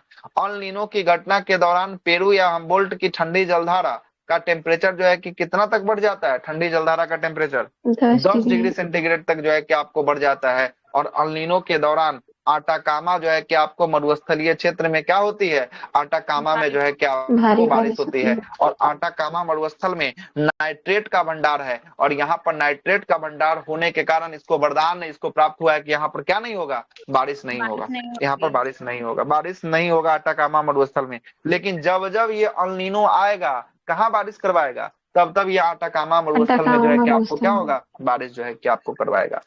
अल नीनो के बाद आ गया ला लीनो। ला लीनो या अल नीनो के विपरीत घटना है, जिसे पेरू की ठंडी जो है कि आपको जलधारा का तापमान घट जाता है, जिसके परिणाम स्वरूप भारत में अति जो है कि वृष्टि होती है, और मानसून समय से क्या हो जाता है, मानसून समय से पहले आएगा। मानसून समय से पहले आएगा किस धारा का बनने से, ला नीनो। ला लीना जो है कि बनने से मानसून पहले आएगा। मानसून समय के बाद आएगा, या धारा कमजोर हो जाएगा, या बारिश कमजोर हो जाएगा किससे, अल नीनो से। किससे हो जाएगा कमजोर, अल नीनो से जो है कि आपको कमजोर जो है कि आपको हो जाएगा, कमजोर होने वाला है। आगे देखिएगा, भारतीय हिंद महासागर जो है कि आपको द्विध्रुव, है ना, पूर्वी और पश्चिमी जो है कि हिंद महासागर को क्रमशः गर्म और ठंडा जो है कि आपको होने की घटना ही इंडियन ओशियन जो है कि आपको डिपोल के नाम से जो है कि आपको रूप में जानते हैं। सकारात्मक जो है कि आपको, है ना, क्या लिखा है, सकारात्मक 10 डी के दौरान जो है कि आपको 10 डिग्री सेंटीग्रेड के दौरान पश्चिमी जो है कि आपको हिंद महासागर का तापमान अधिक और पूर्वी हिंद महासागर का तापमान जो है कि क्या होता है, पूर्वी हिंद महासागर का तापमान जो है कि आपको कम जो है कि आपको होता है। ये धारा के चलने के हिसाब से जो है कि आपको होता है। यहाँ पर देखिएगा, यहाँ पर जो है कि आपको पश्चिमी हिंद महासागर है, यहाँ पर जो है कि आपको टेम्परेचर क्या हो जाएगा, पश्चिमी हिंद महासागर क्या बोला था, पश्चिमी हिंद महासागर का तापमान अधिक हो जाएगा। अधिक कहाँ पर, यहाँ पर निम्न वायुदाब का क्षेत्र बना हुआ है, तो निम्न वायुदाब का क्षेत्र बना हुआ है मतलब टेम्परेचर क्या होगा, टेम्परेचर जो है कि आपको हाई होगा। और यहाँ पर देखिएगा पूर्वी हिंद महासागर का टेम्परेचर यहाँ पर जो है कि आपको कैसा, यहाँ पर लो जो है कि बनेगा, तो यहाँ पर टेम्परेचर जो है कि आपको कम जो है कि आपको रहेगा। यही बात जो है कि आपको बता रहा है। ठीक है, आगे क्या बोलता है, आगे बोलता है कि भारत में वन, वन यानी भारत में फॉरेस्ट जो है कि आपको बोल रहा है ना, वन आ गया। अच्छा, वन टॉपिक बचा है, वन के बाद जो है कि आपको बचा होगा मिट्टी भी होगा ना, मिट्टी भी होगा अभी, है ना। अच्छा टॉपिक, ठीक है, आइए वन के बारे में आते हैं। क्या बोलता है भारत में वन, आइएगा, मानसून आपका खत्म हो चुका है, भारत में वन क्या बोलता है कि प्राकृतिक वनस्पति से अभिप्राय इस पौधा समुदाय से है जो लंबे समय तक बिना किसी बाहरी जो है कि हस्तक्षेप के विकसित होता है। अच्छा, बाहरी हस्तक्षेप इसमें नहीं होता है और उसका क्या होते रहता है, उसका विकास होते रहता है। इन सभी विभिन्न वनस्पतियों को, इनमें जो है कि आपको कैसी वनस्पतियां, विभिन्न वनस्पतियां पाई जाती है, इसे ही क्या कहते हैं, इसे ही वन जो है कि आपको कहते हैं। क्या वन में कोई जाता है पानी पटाने के लिए, क्या खाद देने के लिए, कोई विभिन्न जो है कि आपको बाहर की जो है कि आपको हस्तक्षेप क्या होता है, हस्तक्षेप जो है कि होता ही नहीं है। और हस्तक्षेप नहीं होने के बाद भी इसका क्या होता है, हस्तक्षेप नहीं होने के बाद भी इसका विकास जो है कि आपको होता है। भारतीय संविधान के 7वीं अनुसूची जंगल या वन जो है कि आपको, है ना, 7वीं अनुसूची में जंगल या वन को क्या किया गया है, जंगल या वन को सूचीबद्ध जो है कि आपको किया गया है। तो वन हो या जंगल हो, भारतीय संविधान के कितवीं अनुसूची में रखा गया है, तो भारतीय संविधान के 4थी अनुसूची में जो है कि आपको रखा गया, 7वीं, सॉरी 4थी बोल रहा, 7वीं अनुसूची में रखा गया। आगे चलते हैं, एक संविधान संशोधन होता है जिसका नाम है 42वां संविधान संशोधन अधिनियम। कब का है, 1976 का है। कब का है, 1976 का है। 42वां संविधान संशोधन अधिनियम 1976 के माध्यम से वनों को राज्य सूची से निकालकर कहाँ रखा गया है, राज्य सूची से निकालकर संवर्ती सूची में जो है कि आपको क्या कर दिया गया है, शामिल जो है कि आपको कर दिया गया है। मतलब इधर से राज्य सूची से निकाला है, उधर कहाँ रख दिया गया, उधर संवर्ती सूची में रख दिया गया। संविधान संशोधन कौन सा किया इसके लिए, 42वां संविधान संशोधन जो है कि आपको किया है। ठीक ना। वर्षा की मात्रा के आधार पे भारत में कितने प्रकार में वनों का विभाजित किया गया है, 5 प्रकारों। कितने प्रकार, 5 प्रकार। किसके आधार पर किया गया, 5 प्रकारों में किसके आधार पर, यहाँ पर दिख रहा है वर्षा के आधार पे, वर्षा के आधार पे, वर्षा के आधार पे जो है कि आपको 5 भागों में इसको बांटा गया है। पहला जो भाग बांटा गया है उष्ण कटिबंधीय सदाबहार वन। कैसा वन है पहला, उष्ण कटिबंधीय सदाबहार वन। दूसरा है उष्ण कटिबंधीय पर्णपाती वन या पतझड़ वन या मानसून वन। वैसा वन जो अपने पत्ता को गिरा देता है उसे कहते हैं उष्ण कटिबंधीय पर्णपाती। पर्णपाती का मतलब होता है कि पुराने पत्ता को गिराकर वहां पर कैसा पत्ता आएगा, नया पत्ता फिर से जो है कि आपको बनेगा। या पतझड़ वन मतलब कि पत्ता को गिराने वाले वन को पतझड़ वन या मानसूनी जो है कि आपको वन जो है कि आपको कहा जाता है। तीसरा जो वन का प्रकार है वो कौन सा वन है, मरुस्थलीय वन है। कौन सा वन है, मरुस्थलीय वन है। और चौथा जो वन है वो कौन सा वन है, पर्वतीय वन है। कौन सा वन है, पर्वतीय है। और 5वां जो वन है वो कौन सा है, मैग्रोव वन है। कौन सा वन है, मैग्रोव वन है। जो दलदलीय भूमि में पाए जाने वाला वन जो होता है उसे ही कौन सा वन कहते हैं, मैग्रोव वन जो है कि आपको कहते हैं। और मैग्रोव वन का सबसे बेस्ट एग्जाम्पल कौन सा है, सुंदरवन मैग्रोव वन का एग्जाम्पल जो है कि आपको होगा। ठीक आइएगा, उष्ण कटिबंधीय सदाबहार वन में जो है कि आर्द्र सदाबहार वन होता है ना, अर्ध सदाबहार वन होता है और सूक्ष्म सदाबहार वन होता है। और उष्ण कटिबंधीय पर्णपाती में भी 2 भागों में इसको तोड़े हैं, एक आर्द्र पर्णपाती होता है और एक कैसा, एक होता है सूक्ष्म पर्णपाती वन होता है। आर्द्र पर्णपाती वन में कितना से कितना सेंटीमीटर तक बारिश होती है, यहाँ देख लीजिए। आर्द्र पर्णपाती वन में होता है 100 सेंटीमीटर से लेकर 200 सेंटीमीटर तक जो है कि आपको बारिश जो है कि आपको होती है। और सूक्ष्म पर्णपाती वन में देखिएगा बारिश कितना से कितना तक हो रहा है, सूक्ष्म में हो रहा है 70 से लेकर 100 सेंटीमीटर तक जो है कि आपको बारिश जो है कि आपको हो रहा है। जबकि मरुस्थलीय क्षेत्र वाला जो वन का विकास होता है वहां पर कितना बारिश होता है, 50 से 70 के बीच जो है कि आपको होता है। आइएगा, सबसे पहला जो होता है बारिश के आधार पे बांटे हैं, इसमें सबसे पहला है उष्ण कटिबंधीय सदाबहार वन। ये उष्ण कटिबंधीय सदाबहार वन के बारे में सुनिएगा। यह वन में इन वनों का विकास कितना सेंटीमीटर से अधिक वर्षा वाला स्थान पे हुआ है? 200 कितना सेंटीमीटर से अधिक? वर्षा वाला 200 सेंटीमीटर से अधिक जहां बारिश होती है वहां पर कौन सा वन का विकास हुआ है? तो वहां पर हुआ है उष्णकटिबंधीय सदाबहार वन का विकास हुआ है। बार बार एग्जाम में क्वेश्चन पूछता है, एकदम सेम स्टेटमेंट लिख देगा कि जहां पर 200 सेंटीमीटर से अधिक वर्षा होती है उस क्षेत्र में जो वन का विकास हुआ है, कैसा वन का विकास हुआ है? उष्णकटिबंधीय सदाबहार वन का विकास हुआ है। क्लियर है? आगे चलते हैं। यहाँ पर ये एपीफाइटिक प्रकार के वन जो है कि आपको होते हैं, जिसे ही कैनपो या बितान जो है कि आपस में जो है कि आपको मिले होते हैं। और इन वनों का औसत टेम्परेचर देख लीजिए कितना होता है टेम्परेचर। इसका औसत टेम्परेचर जो होता है वो होता है 22 डिग्री जो है कि आपको सेंटीग्रेड जो है कि इसका औसत टेम्परेचर जो है कि आपको देखने को मिलेगा। इन वनों में वृक्षों की औसतन जो है कि ऊंचाई कितना मीटर ऊंची वृक्ष इसमें दिखाई देगा आपको मिलेगा? 60 मीटर जो है कि ऊंची ऊंची वृक्ष जो है कि आपको यहाँ पर आपको दिखाई जो है कि आपको दिखाई देगा, या उससे अधिक जो है कि ऊंचे वन या वृक्ष जो है कि आपको दिखाई देते हैं। और यहाँ पर जब तेज बारिश होगी और धूप का प्रकाश भी मिलेगा तो यहाँ पर वन कैसा बनेगा? सघन बनेगा ना। कैसा वन बनेगा? यहाँ पर सघन वन जो है कि आपको बनेगा, जिनमें अत्यधिक जो है कि उच्च जैव विविधता जो है कि आपको मिलती है। जहां जहां एकदम सघन वन होगा वहां पर जैव विविधता क्या होगा? जैव विविधता सबसे अधिक जो है कि आपको देखने को मिलेगा। और इन वनों में कठोर लकड़ी मिलेगा, मतलब सॉफ्ट लकड़ी नहीं मिलेगा, कठोर जो है कि वुड मिलेगा, लकड़ी मिलेगा, है ना। वन जो है कि आपको मिलते हैं, वन वाले मिलते हैं जिनका वाणिज्यक महत्व जो है कि आपको नहीं होता है, जबकि पर्यावरणीय दृष्टि से या पर्यावरणीय दृष्टि से क्या होता है? काफी जो है कि आपको महत्वपूर्ण जो है कि आपको होता है। और इन वनों में वृक्षों के पत्ते जो है कि आपको गिरने, फल फूल लगने का समय अलग अलग जो है कि आपको होता है। अंततः यह सदाभर जो है कि आपको क्या होते हैं? सालों भर हरा भरा जो है कि आपको रहते हैं, है ना। हरा भरा जो है कि आपको रहते हैं सालों भर जो है कि आपको, इसीलिए सदाबहार वन जो है कि आपको कहा जाता है। इन्हें हम लोग कितने भागों में बांटते हैं? सदाबहार वन को 3 भागों में बांटा गया। कितने भाग में सदाबहार वन को? 3 भागों में बांटा गया है। पहला भाग है आर्द्र उष्णकटिबंधीय सदाबहार वन। देखिएगा इसमें इसमें आर्द्र उष्णकटिबंधीय सदाबहार वन में कौन सा वृक्ष पाया जाएगा? कभी कभी एग्जाम्पल में यही पूछता है। रोजवुड पाया जाएगा, मोहगनी का पौधा देखे होंगे वो पाया जाएगा, एनी, इबोनी, है ना, आंवला, कटहल, सुपारी, जामुन, आम और लोहक आदि के पौधे जो है कि आपको किसमें मिलेंगे? यह सब मिलेंगे आपको आर्द्र उष्णकटिबंधीय सदाबहार वन में जो है कि आपको मिलेंगे। दूसरा है अर्ध जो है कि आपको सदाबहार वन, है ना। इसमें ऐसे वन होते हैं जिसमें सदाबहार तथा आर्द्र पर्णपाती वनस्पतियां मिश्रित रूप से जो है कि आपको मिलती हैं। और इनमें मुख्य वनस्पतियां में जो है कि आपको कौन मिलेगा? सफेद देवदार मिलेगा, होलॉक मिलेगा, कैल मिलेगा आदि का वृक्ष जो है कि आपको मिलता है। और एक हो गया सूक्ष्म जो है कि आपको सदाबहार वन, इसमें सुगंधित फूलों के साथ कठोर पत्ते वाले, है ना, सदाबहार वृक्ष पाए जाते हैं। और यहाँ के वृक्ष जो है कि आपको कैसे होते हैं? पॉलिशदार जो है कि आपको होते हैं। और इसमें मुख्य वनस्पतियां जो है कि आपको किसका मिलेगा? मुख्य वनस्पतियां अनार और जैतून का जो है कि आपको मिलेगा। सूक्ष्म जो है कि आपको सदाबहार वनस्पति का विस्तार उत्तर भारत के शिवालिक की पहाड़ी तथा उत्तर भारत के शिवालिक की पहाड़ी तथा हिमालय के तलछटियों में 1000 मीटर की ऊंचाई तक जो है कि आपको मिलता है। जबकि दक्षिणी पश्चिमी में ये वन जो है कि आपको कहां पर? दक्षिण पश्चिम में यह वन जो है कि आपको मिलेगा। दक्षिणी भारत में यह जो है कि आपको आंध्र प्रदेश में, कर्नाटक के जो है कि आपको तटीय क्षेत्र में जो है कि इस वन का क्या हुआ है? इस वन का जो है कि आपको विकास हुआ है।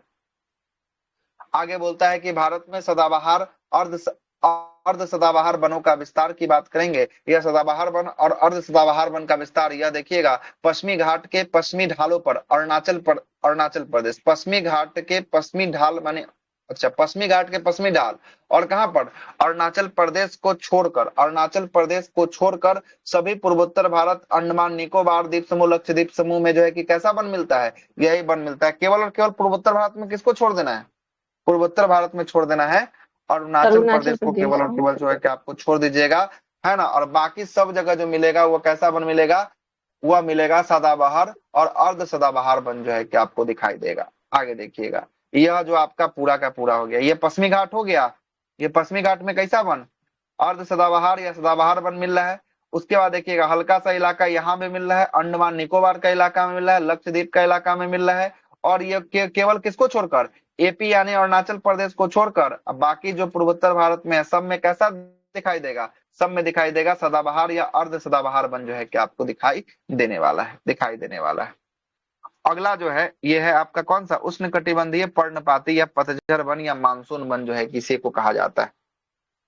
देखिएगा दूसरा क्या बोलता है, बोल रहा है कि इसमें कि इन वनों का विकास उन भागों में हुआ है जहां औसतन जो है कि आपको वर्षा कितना हो रहा है, यहाँ 70 से लेकर 200 हो रहा है। अच्छा 200 से अधिक जहां बारिश हो रहा था सेंटीमीटर से अधिक, वो कौन सा वन था, उष्णकटिबंधीय सदाबहार वन। अच्छा ये पर्णपाती या मानसून वन में कितना से कितना तक बारिश हो रहा है, बस यही तो क्वेश्चन पूछता है। 70 से 200 तक जो है कि आपको बारिश जो है कि आपको हो रहा है। और इन वनों के वृक्ष जो है कि आपको सूक्ष्म मौसम में अपने पत्तों को क्या करते हैं, अपने पत्तों को मतलब सूक्ष्म मतलब गर्मी के समय अपने पत्तों को गिरा देते हैं। और इसमें ऊंचे वृक्ष के साथ विस्तृत शाखाओं का आवरण जो है कि आपको पाया जाता है। इन्हें दो भागों में जो है कि आपको बांटे गया है। पहला जो है कि आपको कौन सा है, आर्द्र नम्र पर्णपाती वन जो है कि आपको होता है। इसका प्रकार, इस प्रकार के वन उन क्षेत्रों में अधिक पाए जाते हैं जहां कहां से कहां कितना से कितना बारिश होता है, आर्द्र पर्णपाती वन या नम्र पर्णपाती वन 100 से लेकर 200 सेंटीमीटर के बीच जहां पर वर्षा होती है वहां पर आर्द्र या नम्र पर्णपाती वन का विकास जो है कि आपको हुआ है। और इसका विस्तार या मुख्य रूप से यह इस प्रकार के वन उत्तर पूर्वी जो है कि आपको राज्यों के साथ साथ हिमालय के तलछट्टी और पश्चिमी जो है कि आपको घाट के पूर्वी ढलानों पर उड़ीसा में पाए जाने वाले ये वन होते हैं। और इसमें मुख्य रूप से कौन से पेड़ पाया जाता है, सागौन पाया जाता है, साल पाया जाता है, शीशम का वृक्ष पाया जाता है ना, खुर्रा का वृक्ष, महुआ का वृक्ष, आंवला का वृक्ष, सेमूल का वृक्ष, कुसुम का वृक्ष और चंदन का वृक्ष जो है कि आपको पाया जाता है। यह सब किसमें है, चंदन इत्यादि का वृक्ष का एग्जाम्पल हो जाएगा आर्द्र या नम्र पर्णपाती वन का एग्जाम्पल जो है कि आपको हो जाएगा। दूसरा क्या है, सूक्ष्म जो है कि आपको पर्णपाती वन, जहां बारिश जो है कि कितना से कितना करवा रहा है बारिश, औसतन वर्षा 70 से लेकर 70 से 100 के बीच जो है कि आपको बारिश होती है। और यह सूक्ष्म मौसम की शुरुआत जो है कि अपने वृक्ष अपने पत्तों को पूरी तरीका से क्या कर देता है, पूरी तरीका से गिरा देता है। और वन एक विशाल घास के मैदान की तरह जो है कि आपको दिखाई देने लगता है। जब वृक्ष को पत्ता को गिरा देता है तो घास की तरह जो है कि आपको दिखाई देने लगता है, जिसके चारों ओर जो है कि नग्न पेड़ जो है कि आपको बच जाते हैं। मतलब जब पत्ता गिरा देगा तो क्या बचेगा, पेड़ में तो पत्ता बचेगा नहीं, तो नग्न जो है कि आपको पेड़ दिखाई देगा। इसका विस्तार उन जो है कि आपको देशों के पूर्व, अच्छा यह इस प्रकार के वन देश के पूरे जो है कि उत्तरी भाग जिसमें उत्तर पूर्वी क्षेत्र को छोड़कर पाए जाते हैं, जैसे मध्य प्रदेश, गुजरात, आंध्र प्रदेश, कर्नाटक, तमिलनाडु में जो है कि मुख्य रूप से इसका क्या है, इसका विस्तार देखने को मिलेगा। और इसमें किसका किसका पत्ता देखने को मिलेगा, तो तेंदु पलाश का पत्ता, अमलतास का पत्ता, बेल है ना, उसके बाद खैरा, उसके बाद जो है कि घावा इत्यादि का पत्ता जो है कि इसमें दिखाई देगा या पेड़ जो है कि आपको दिखाई देने वाला है। अगला कौन सा है, अगला जो है आपका कौन है, अगला है आपका मरुस्थलीय या कांटेदार वन जो है कि आपको बोल रहा है ना, मरुस्थलीय या कांटेदार वन जो है कि तीसरा वन का टाइप ये है। मरुस्थलीय में जो उगने वाला वन होता है उसे क्या कहते हैं, उगने वाला पौधा को जीरोफाइट जो है कि आपको कहा जाता है या मरोदभिद कहा जाता है। ये क्वेश्चन बार बार एग्जाम में क्वेश्चन पूछा गया है कि मरुस्थलीय क्षेत्र में जो पौधा उगते हैं उसे किसके नाम से जानते हैं, उसे जीरोफाइटिक के नाम से जानते हैं। इन वनों का विकास उन क्षेत्रों में हुआ है जहां वार्षिक वर्षा कितना सेंटीमीटर से कम होता है, जहां पर वार्षिक वर्षा होता है 50 सेंटीमीटर से कम, जहां पर वार्षिक वर्षा हुआ है वहां पर कैसा वन का विकास हुआ है, मरुस्थलीय या कांटेदार वन का जो है कि आपको विकास हुआ है। विस्तार की बात करेंगे, दक्षिणी पश्चिमी जो है कि पंजाब, हरियाणा, राजस्थान, गुजरात, मध्य प्रदेश और उत्तर प्रदेश में जो है कि आपको कैसा ये वन का जो है कि मुख्य रूप से विस्तार जो है कि आपको हुआ है। विशेषता की बात करेंगे, यहाँ के वृक्ष की ऊंचाई कितना मीटर से अधिक नहीं होती है, मरुस्थलीय क्षेत्र में वृक्ष की ऊंचाई 10 मीटर से 10 मीटर से अधिक जो है कि यहाँ पर वृक्ष की जो है कि आपको ऊंचाई जो है कि आपको नहीं होगी। और इसमें विभिन्न प्रकार की घास और झाड़ियां जो है कि आपको क्या होती है, विभिन्न प्रकार की घास और झाड़ियां पाई जाती है। और इन वनों में पौधा जो है कि लगाकर पूरे साल इसको क्या किया जाता है, पौधा जो है कि पूरे वर्ष जो है कि हरित पर्ण हरित जो है कि आपको रहता है। और इसके जड़ें जो है कि आपको क्या होती है, पानी की तलाश में जो है कि खूब अंदर तक जो है कि आपको चली जाती है ना, पानी की तलाश में कहाँ चली जाती है, बहुत अंदर तक जो है कि आपको चली जाती है, बहुत अंदर तक जो है कि आपको घुस जाती है। तो मतलब जड़ें भी इसका होता है बहुत अंदर तक। और इसमें पत्तियां के स्थान पर जो है कि आपको क्या होता है, कांटे अधिक का जो है कि आपको हो जाता है, मतलब पत्ती कम और कांटा अधिक, इसमें क्या होता है, विकास जो है कि आपको होता है। और मुख्य रूप से ऐसी जहां पर मरुस्थलीय क्षेत्र में उगने वाली वनस्पति जिसमें आपको बबूल होगा, नागफनी होगा, कोकस होगा, बैर होगा, खजूर होगा, खैर होगा, नीम होगा, कंजरी और पलास इत्यादि का पेड़ जहां पर कांटा अधिक होता है वह सब पेड़ जो है कि किसमें आएगा, इसमें जो है कि आपको आने वाला है, इसमें जो है कि आपको आएगा, है ना। अगला जो है आपका कौन सा है, अगला है आपका तटीय दलदली अनूप ज्वारीय, है ना, वेलाचरी, गेरान, सुंदर या मैग्रोव, या मुख्य रूप से मैग्रोव का ही है। यहाँ से हम लोग कल बात करते हैं, मैग्रोव में थोड़ा सा लंबा बात करना पड़ेगा, है ना। मैग्रोव कल बात करते हैं और उससे आगे की चीजों को कल बात करते हैं। 1 से 2 क्लास में आपका ये खत्म कर देंगे। अभी हम लोग चल रहे हैं कितना नंबर पेज पर हैं, 123 नंबर पेज पर हैं और 168 तक हमको चलना है ना, ज्यादा नहीं बचा हुआ है। आज कितना पेज बात किए होंगे, आज मोटा मोटी 1 घंटा